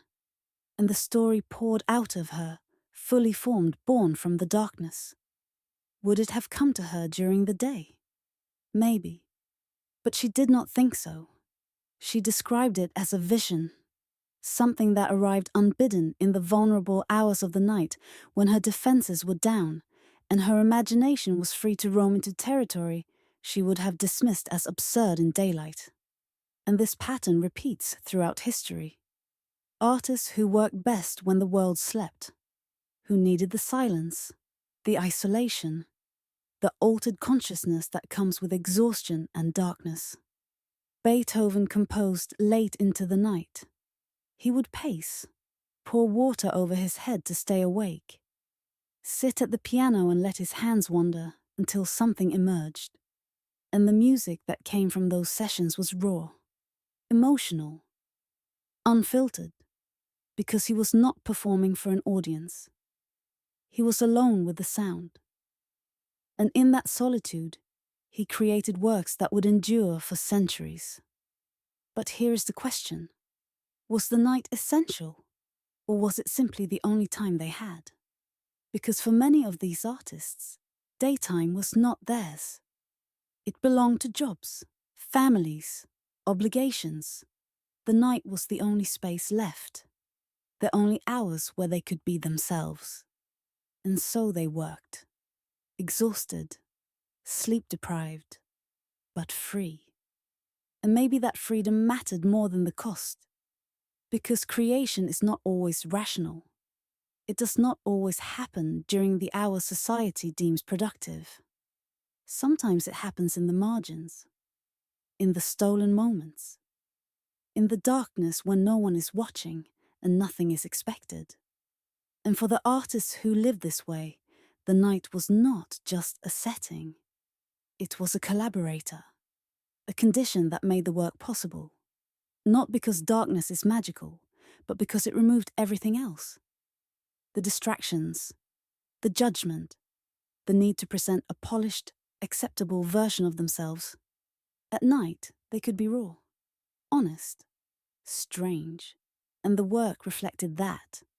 But there was a cost. There always is. Because working through the night meant sacrificing sleep. And sleep is not just rest, it is emotional regulation, mental stability, the foundation that allows a person to function without unraveling. And many of these artists unraveled, slowly at first, then faster. The isolation of the night became loneliness. The creative freedom became obsession. And the work, which had once been a refuge, became a prison. But they kept going, because stopping meant losing the only time that felt truly theirs. And for people who had spent their entire lives feeling out of place in the daylight world, that loss was unthinkable. So they stayed awake, created, poured themselves into the work. And the world celebrated the results, the novels, the music, the art, but it did not see the nights, the exhaustion, the quiet desperation of trying to sustain creativity on no sleep and sheer willpower. And we romanticize it. We call it dedication, passion, the artist's struggle. But we do not call it what it actually was: survival, a way of carving out space in a world that had no room for them during the day. And the tragedy is not that they worked at night. The tragedy is that the night was the only place they felt safe, the only time they could be themselves without apology. Because some art could only exist in darkness. Not because darkness is inherently creative, but because it was the only place where these artists were allowed to exist fully, without pretense, without compromise, without the weight of a world that did not understand them. And so they worked, through the silent hours, while the rest of the world slept, creating beauty from exhaustion, meaning from isolation, art from the very thing that was slowly destroying them. And history remembers the work, the masterpieces, the contributions, but it forgets the cost, the sleepless nights, the loneliness, the slow unraveling that comes from living in a world that only makes sense after midnight. The night gives, but it also takes. And for every artist who found freedom in the darkness, there was a price, a slow erosion that began so subtly it was easy to ignore, until it was not, because working through the night is not sustainable, not indefinitely. The body can endure for a while. The mind can push through exhaustion and still produce. But eventually, the cost comes due. And when it does not announce itself. It creeps in, quiet, persistent, undeniable. Virginia Woolf wrote late into the night. She needed the solitude, the silence, the space to think without interruption. And in those hours, she created some of the most profound, innovative literature of the 20th century. But she also spiraled. Her mental health deteriorated. The sleepless nights fed her anxiety. The isolation amplified her depression. and the boundary between creative flow and mental collapse became impossible to distinguish. She described it in her letters, the sense of being untethered, of losing herself in the work, of not knowing where the writing stopped and she began. And while some of that dissolution produced brilliance, it also produced suffering. Deep, unrelenting suffering that no amount of literary success could ease. Because the night is seductive. It promises freedom, but it also isolates. And isolation, when it becomes the only condition under which you can create, is not freedom. It is dependency. And many artists became dependent. They needed the night, could not work without it. And when circumstances forced them into daylight schedules, they withered. Not because they lacked talent, but because they had trained themselves to function only in darkness. And relearning how to exist in the light felt impossible. Sylvia Plath was another casualty.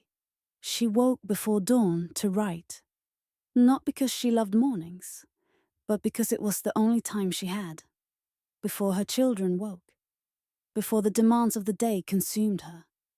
And in those stolen hours, she wrote feverishly, desperately, pouring everything into the work, because she knew that once the sun rose, the time would be gone. And the poems that emerged were extraordinary, raw, brutal, unflinching. But they were also the product of a mind pushed to its breaking point, a mind that had no space for rest, no room for recovery, only the relentless pressure to create before time ran out. And eventually, it did run out. Not because she stopped writing, but because her body and mind could not sustain the pace. The sleepless hours accumulated, the isolation deepened, and the work, which had once been a lifeline, became a mirror reflecting back all the pain she could not escape. This is what the night does.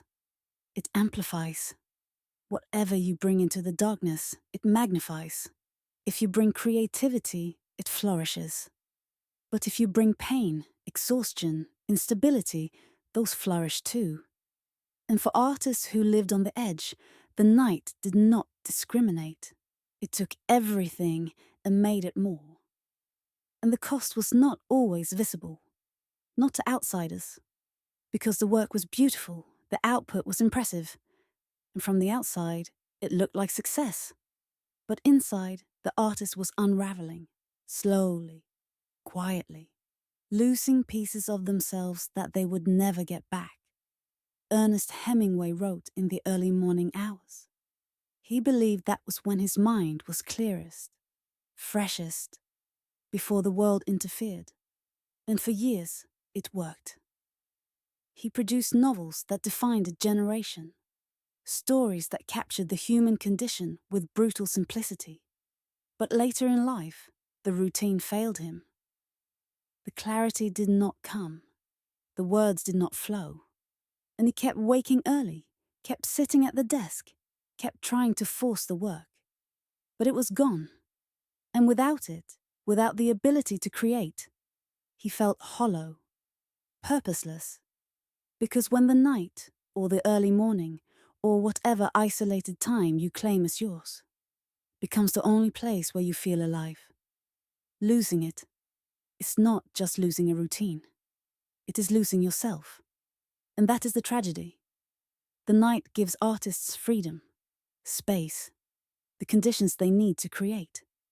But it also becomes a cage, a place they cannot leave.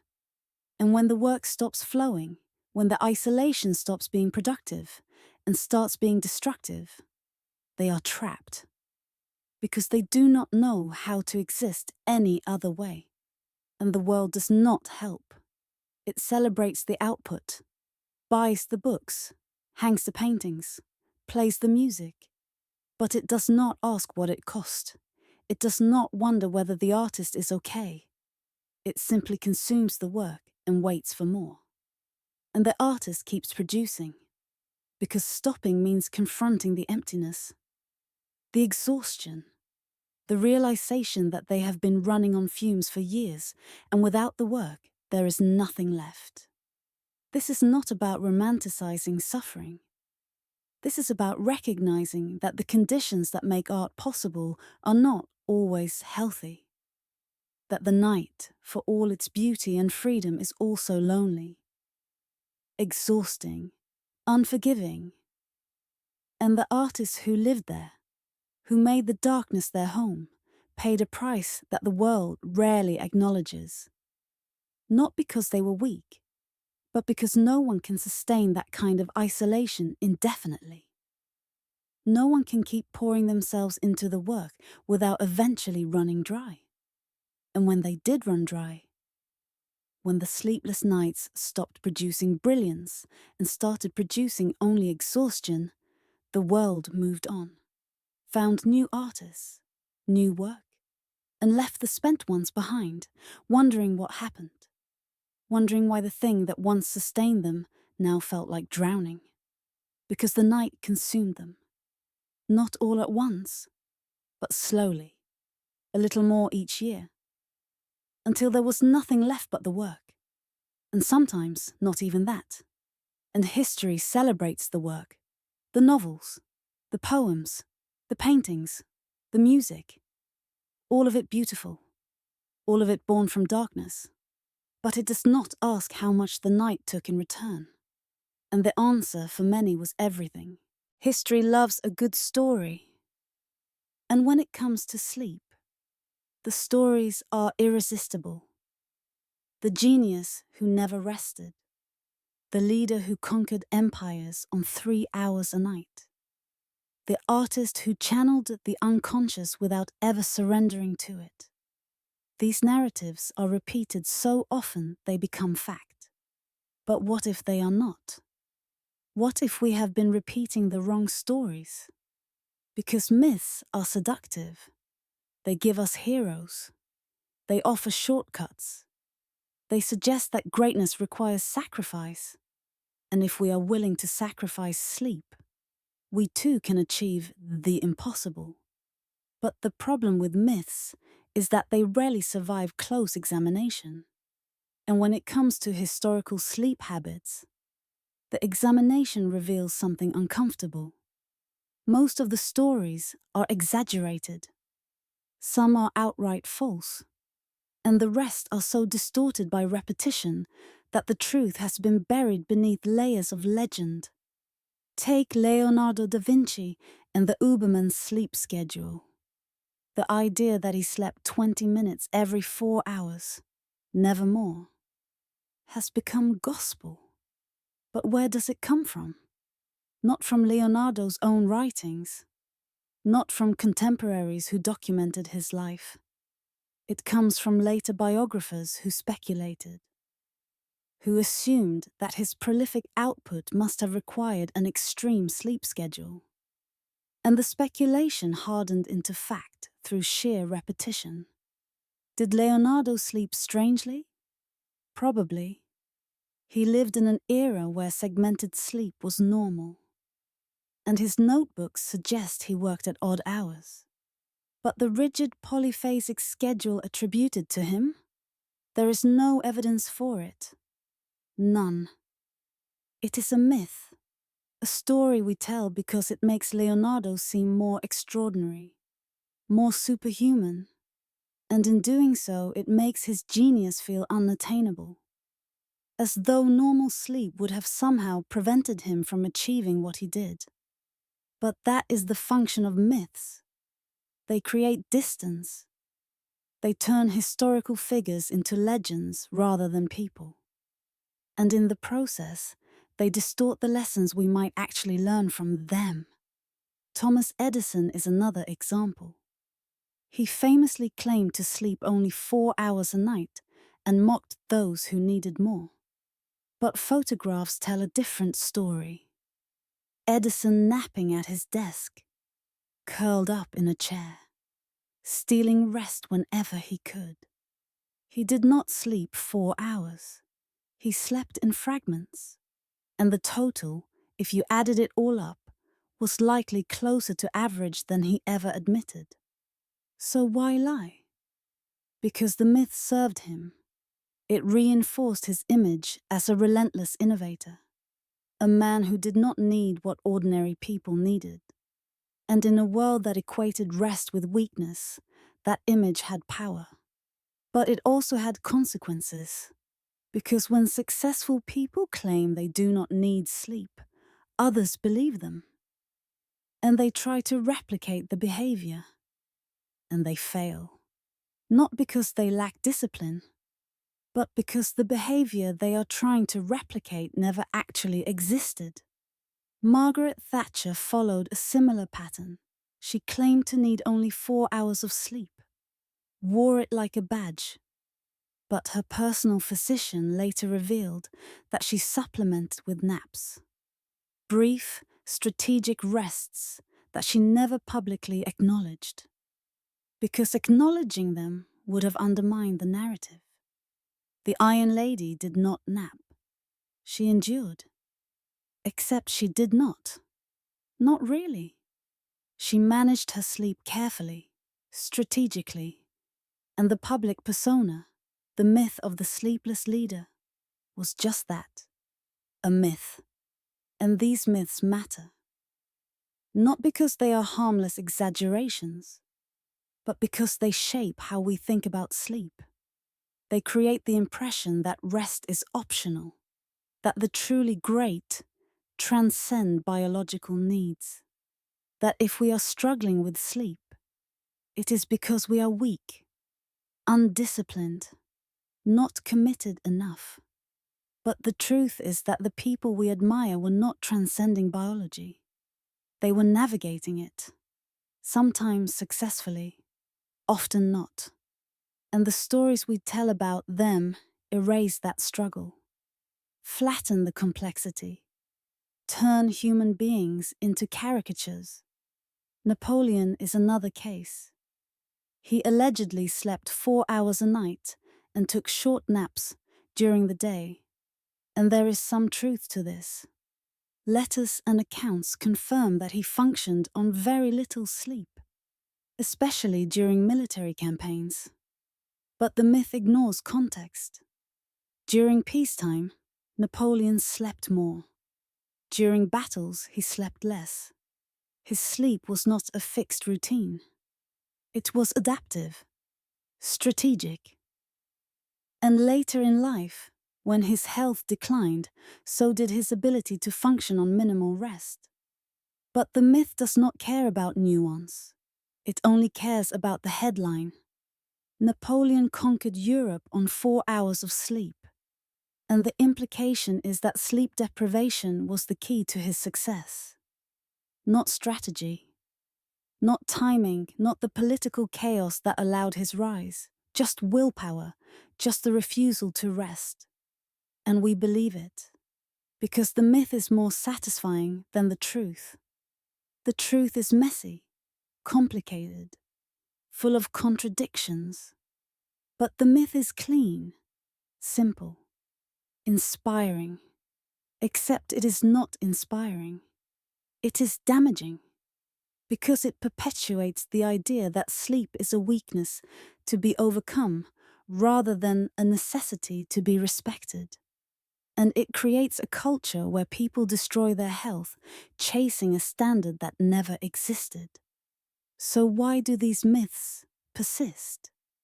Why do we keep repeating them even when the evidence does not support them? Because we want to believe.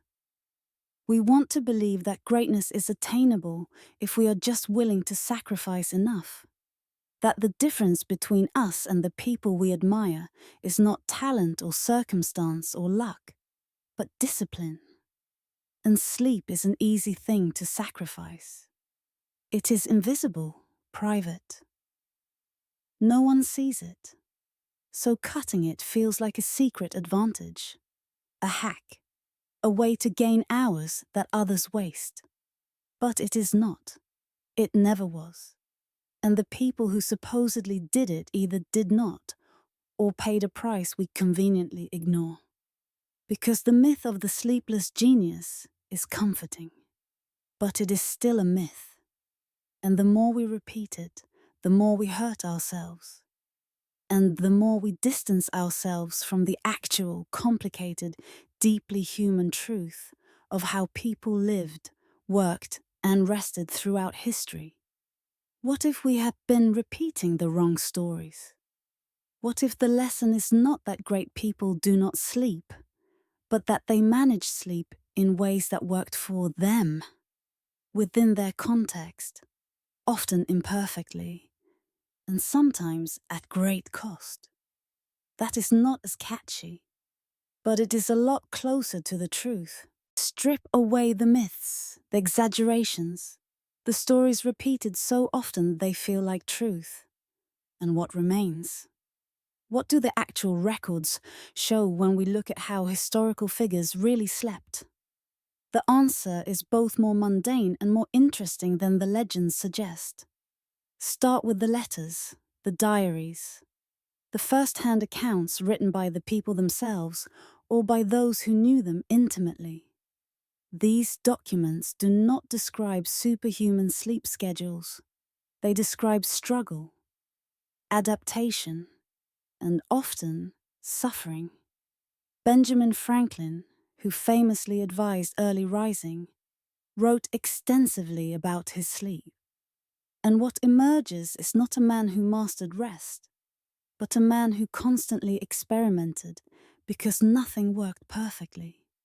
He tried different times, different environments, different routines, and he documented the results. Some nights he slept well. Others he lay awake for hours. There was no magic formula, just trial and error, and a persistent frustration that sleep never felt as restorative as he wanted. This is not the image we have of Franklin. The myth presents him as disciplined, consistent, optimized. But the reality, according to his own words, was messier, more human. Charles Dickens also left records. He described walking the streets of London at night because he could not sleep. Not occasionally, regularly. Miles and miles through the dark, empty city, trying to exhaust his body enough that his mind would finally quiet. He wrote about it in letters to friends. The insomnia, the restlessness, the sense that his brain would not stop spinning stories, even when he desperately needed it to. And yes, he was prolific. But the records do not suggest that sleeplessness fueled his productivity. They suggest he was productive despite it, that he worked because his mind would not let him rest. And the tone of his writing about sleep is not triumphant. It is weary, frustrated, tinged with the exhaustion of someone who has been fighting a losing battle for years. Winston Churchill is another case where the records complicate the myth. He is often cited as someone who thrived on minimal sleep. But his personal writings tell a different story. He took naps, long ones, and he was strategic about them, not because he did not need sleep, but because the demands of leadership made uninterrupted rest impossible. So he adapted, slept when he could, and made sure those brief windows of rest were protected. This is not hacking sleep. This is managing an impossible situation. And the records show that Churchill understood the importance of rest, even if he could not always get it. He did not glorify sleeplessness. He compensated for it. Marie Curie kept detailed notes about her work. And buried in those notes are references to exhaustion. Nights spent working in the lab. Mornings when she could barely stand. She did not celebrate this. She did not frame it as dedication. She simply recorded it as fact. This is what it took. This is what the work demanded. And the toll it took on her health, her energy, her life is also recorded. Not in triumphant declarations, but in quiet admissions of how hard it was. And here is what the records consistently show. The people we think of as sleepless were not. They slept. Just not the way we assume. Not in neat, predictable blocks. Not without struggle. And often not enough. But they also did not treat sleeplessness as a virtue. That came later. From biographers who sanitized the struggle. From motivational speakers who turned exhaustion into inspiration. From a culture that decided rest was for the weak and wakefulness was for the great. The historical figures themselves. They just did what they had to do, and many of them wished they could sleep better. Tesla's writings are full of longing for rest. He did not brag about sleeping 2 hours. He lamented it, described the physical pain, the mental fog, the sense that his body was betraying him. He worked through it because he felt he had no choice, but he did not frame it as optimal. He framed it as survival. And this matters, because when we strip away the myths and look at what the records actually say, we find people who were struggling, adapting, doing the best they could with the circumstances they faced. Not superhumans who transcended biology, just humans, complicated, imperfect, often suffering humans. The truth is quieter than the myths, less dramatic, less inspiring perhaps, but far more useful, because the truth tells us that sleep is hard, that even brilliant, disciplined, accomplished people struggled with it, that there is no secret formula, no hack that erases the need for rest. Just people navigating an imperfect world with imperfect bodies, trying to balance what they want to achieve with what their biology will allow. And sometimes they found balance. Sometimes they adapted successfully. But often they did not. They pushed too hard, sacrificed too much, and paid a price that the myths conveniently erase. The records show illness, cognitive decline, emotional instability, early death.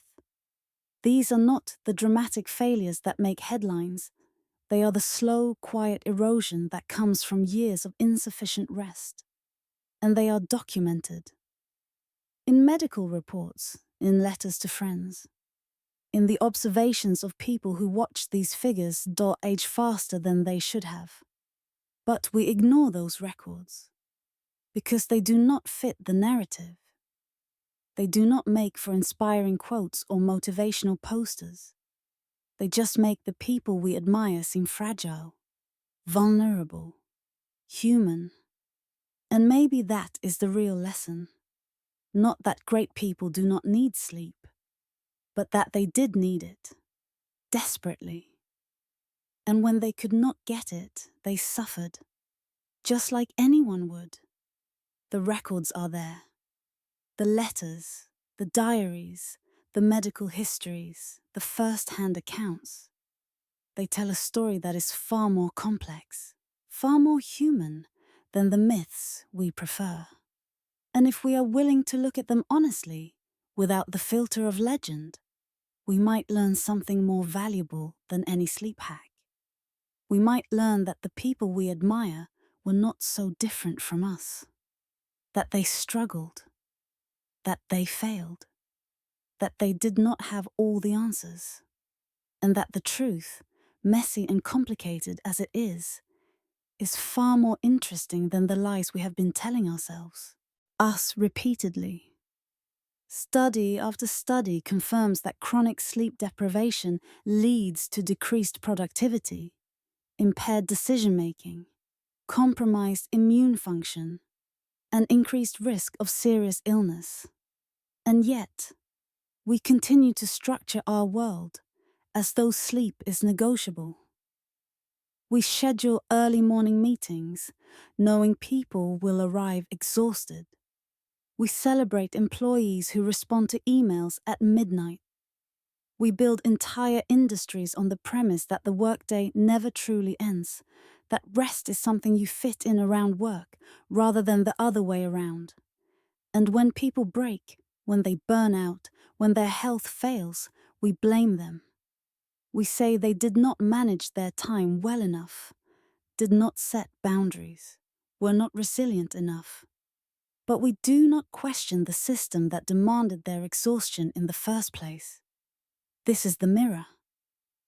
And it shows us clearly that we have learned nothing from history. We are repeating the same patterns, making the same mistakes, sacrificing sleep in pursuit of goals that, when achieved, leave us too exhausted to enjoy them. And the saddest part is that it does not have to be this way. We have the research now. We understand sleep in ways historical figures never could. We know what it does, why it matters, what happens when we do not get enough. And yet, armed with all this knowledge, we choose to ignore it, because the culture has not changed. The belief that rest is weakness persists. And until we challenge that belief, until we build systems that value well-being as much as productivity, we will keep producing the same outcomes. Brilliant work alongside broken people. Success measured in output, not health.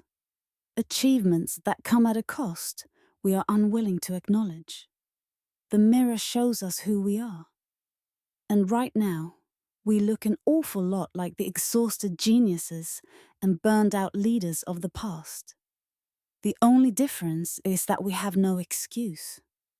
They did not know better. We do. And we are choosing exhaustion anyway. Are we repeating the same mistakes? The answer is yes. Definitively. Unquestionably. And until we decide to look in the mirror and change what we see, the pattern will continue. So what now? If the mirror shows us that we are repeating history's mistakes, what do we do with that knowledge? Do we simply accept exhaustion as inevitable? Or do we allow ourselves to imagine something different? The answer lies not in imitating the past, but in understanding it.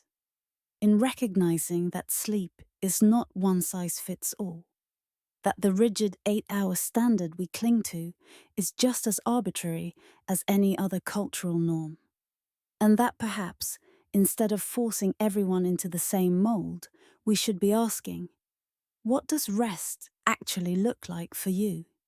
Because here's what history teaches us. Once we strip away the myths and the moralizing, people are different.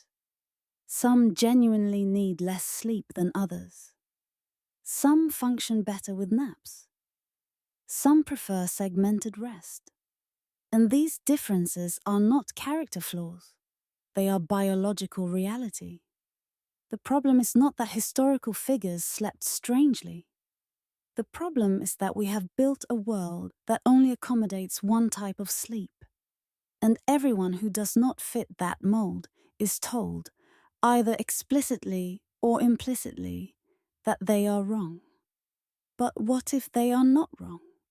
What if the system is wrong? This is not a call to glorify sleep deprivation. It is a call to recognize diversity, to build structures that allow for flexibility, to stop punishing people whose bodies operate on different schedules and start accommodating them. Some people are night owls. Their brains are sharper after sunset. Their creativity flows in darkness. And yet, we force them into early morning schedules and then wonder why they struggle. We pathologize their natural rhythm and call it a sleep disorder. But it is not a disorder. It is a mismatch between biology and culture. And the same is true for people who need naps, for people who sleep in segments, for people whose rest does not look conventional but works for them. We have spent so much time trying to standardize sleep that we have forgotten to ask whether standardization even makes sense. Historical figures did not have that problem. They lived in a world where sleep was still personal, where rest adapted to the individual rather than the other way around. And while many of them suffered, it was not because they slept differently, it was because they pushed too far, because they let ambition or fear or compulsion override their body's needs. The lesson is not that strange sleep is dangerous. The lesson is that ignoring your body's signals is dangerous. And right now, we have built a culture that encourages exactly that. That tells people to push through exhaustion, to override fatigue, to treat rest as optional. And we need to stop. We need to stop glorifying sleeplessness. Stop treating exhaustion as a badge of honor. Stop measuring worth by how little rest someone needs. Because the cost is too high. And we have seen, repeatedly throughout history, where that path leads. It leads to burnout, to broke health, to brilliant minds that collapse under the weight of their own ambition. And we have the power to choose differently. We can build workplaces that respect rest, that allow for flexible schedules, that judge performance by output, not hours logged. We can create cultures that celebrate well-being, not just productivity, that recognize rest as a necessity, not a luxury. And on an individual level, we can stop apologizing for needing sleep. We can stop comparing ourselves to people who claim to function on 4 hours a night, most of whom are either lying or slowly destroying themselves. We can listen to our bodies, honor their signals, and recognize that rest is not weakness. It is wisdom. Because here is the uncomfortable truth. Most of us are not Leonardo da Vinci. We are not Napoleon or Tesla or any of the other figures whose sleep habits we romanticize. We are ordinary people with ordinary needs, and pretending otherwise does not make us special. It just makes us tired. So maybe the real revolution is not finding a way to sleep less. Maybe it is giving ourselves permission to sleep enough, to rest without guilt, to recognize that our worth is not measured by our wakefulness. And maybe if we can do that, we can break the cycle. Stop repeating the mistakes of the past. Build a world where brilliance does not require sacrifice, where creativity thrives alongside rest, where success and well-being are not seen as opposites, but as partners. Because what if rest was never meant to look the same for everyone? What if the diversity we see in historical sleep patterns is not a collection of disorders, but proof that human biology is adaptable, flexible, and beautifully varied? What if the problem is not that people sleep differently, but that we have tried to force everyone into the same narrow definition of normal? These are the questions we should be asking. Not how can I sleep less, but how can I sleep in a way that actually works for my body, my life, my circumstances? And the answers will be different for everyone. Some people will thrive on traditional 8-hour schedules. Others will need flexibility. Some will benefit from naps. Others from segmented sleep. And all of it can be valid. All of it can be healthy, as long as we are listening to our bodies rather than overriding them. This is what rethinking rest looks like. Not finding a hack, not optimizing for maximum productivity, but recognizing that sleep is personal, that rest is essential, and that the goal is not to sleep like someone else, but to find what works for you and protect it fiercely. Because history shows us what happens when we do not. It shows us the cost of ignoring our bodies. of pushing too hard for too long, of treating rest as negotiable. And if we are paying attention, if we are willing to look at the past honestly, we will see that the lesson is not be more disciplined or sacrifice more than to. The lesson is simpler and far more radical. Listen to your body. Rest when you need to, and build a life that allows for both brilliance and sleep. Because you do not have to choose between them, and you never did. If you could step outside of time and watch history unfold, not from the daylight hours where it is recorded, but from the night hours where it was actually shaped, what would you see? You would see Napoleon, pacing his tent before Waterloo, the weight of an empire pressing down on shoulders too exhausted to carry it. You would see Lincoln, alone in the White House, staring at maps by candlelight while the nation tore itself apart. You would see Tesla in his laboratory, surrounded by coils and wires, pushing his body past its limits in pursuit of a vision only he could see. You would see the quiet hours, the moments that never made it into the history books because they happened in private, in darkness, when witnesses were asleep and only the restless were awake. And you would realize something unsettling. The world changed while most people slept. Not in the grand public moments we celebrate. Not in the speeches or the battles or the signed treaties. Those were just the outcomes, the performance, the visible result of invisible hours spent alone with thoughts too heavy to share. History happened in the spaces between rest, in the minds that could not stop turning, in the decisions made at 3 a.m. when clarity was gone and only instinct remained. And we miss this because we focus on what happened, not on the conditions under which it happened. We study the Declaration of Independence, but not the sleepless nights spent drafting it. We analyze military strategies, but not the exhausted commanders who devised them. We admire works of art, but not the solitary hours the artists spent staring at a canvas, unsure if anything they created mattered. The quiet hours shaped history more than the loud ones, because it is in quietness that doubt creeps in, where certainty wavers, where the human being beneath the historical figure is forced to confront their own limitations. And in those confrontations, in those vulnerable, exhausted, deeply human moments, the course of nations shifted. Take Churchill. We remember his speeches, his defiance, his unshakable resolve during Britain's darkest hours.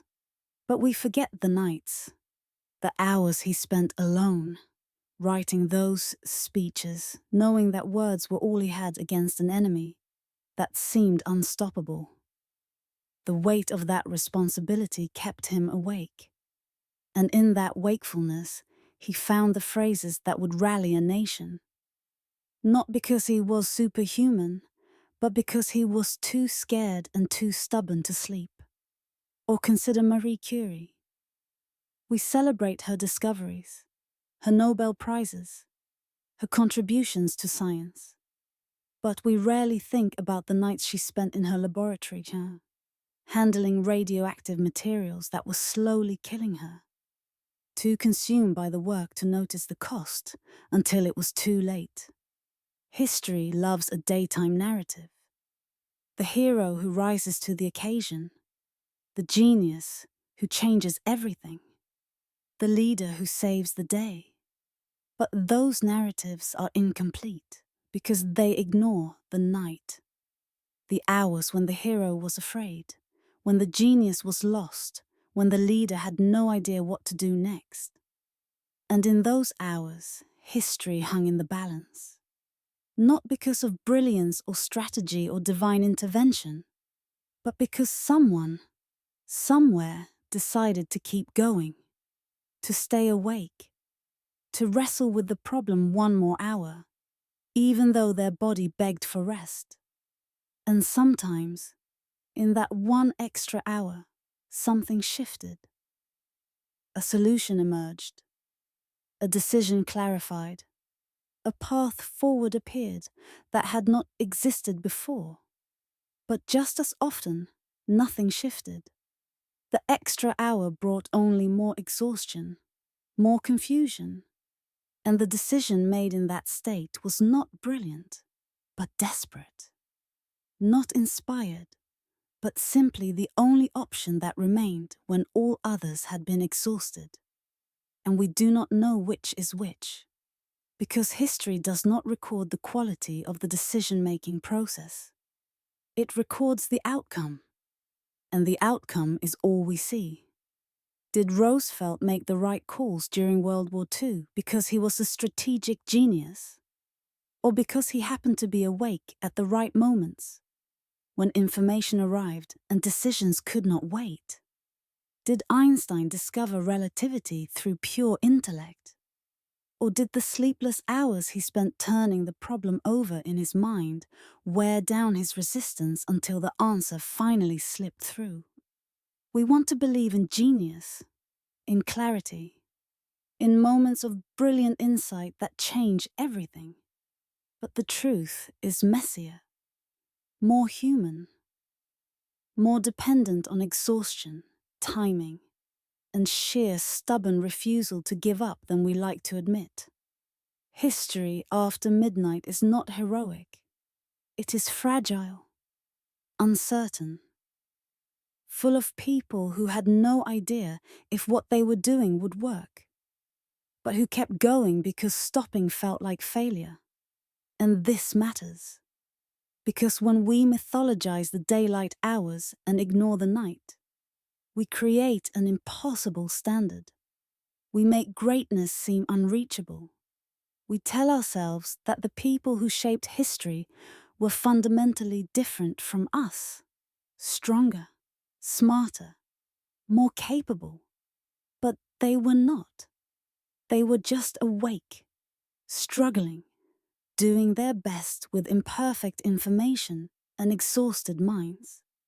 And sometimes, against all odds, they succeeded. And sometimes they did not. And we remember the successes and forget the failures, which makes the pattern seem inevitable rather than contingent, lucky rather than hard-won. History after midnight is where empires were built and lost, where discoveries were made and abandoned, where art was created and destroyed, where the future was written by people who had no idea they were writing it, who were simply trying to make it through one more night without collapsing. And if we could see those hours, if we could witness the exhaustion, the doubt, the sheer human fragility of the people we admire, maybe we would stop trying to emulate their wakefulness and start honoring their humanity instead. Because the world changed while most people slept. But it was not changed by people who did not need sleep. It was changed by people who sacrificed it, sometimes willingly, often not, always at a cost. And that cost is part of the story, not separate from the achievements, not a footnote, but woven into every decision, every discovery, every moment that mattered. History happened in the quiet hours, and the quiet hours were not quiet at all. They were full of noise, the kind that only exists inside a mind that cannot rest, cannot stop, cannot surrender to the darkness, even when the darkness is exactly what it needs. And now, as this story comes to an end, as the words fade and the night settles in, there is only one question left. What stories are being written tonight while the world rests? Because the pattern has not stopped. Right now, somewhere, someone is awake when they should be sleeping, working on something that feels urgent, chasing an idea that will not let them go, sacrificing rest because rest feels like surrender. And we cannot know if they are creating something extraordinary or simply destroying themselves.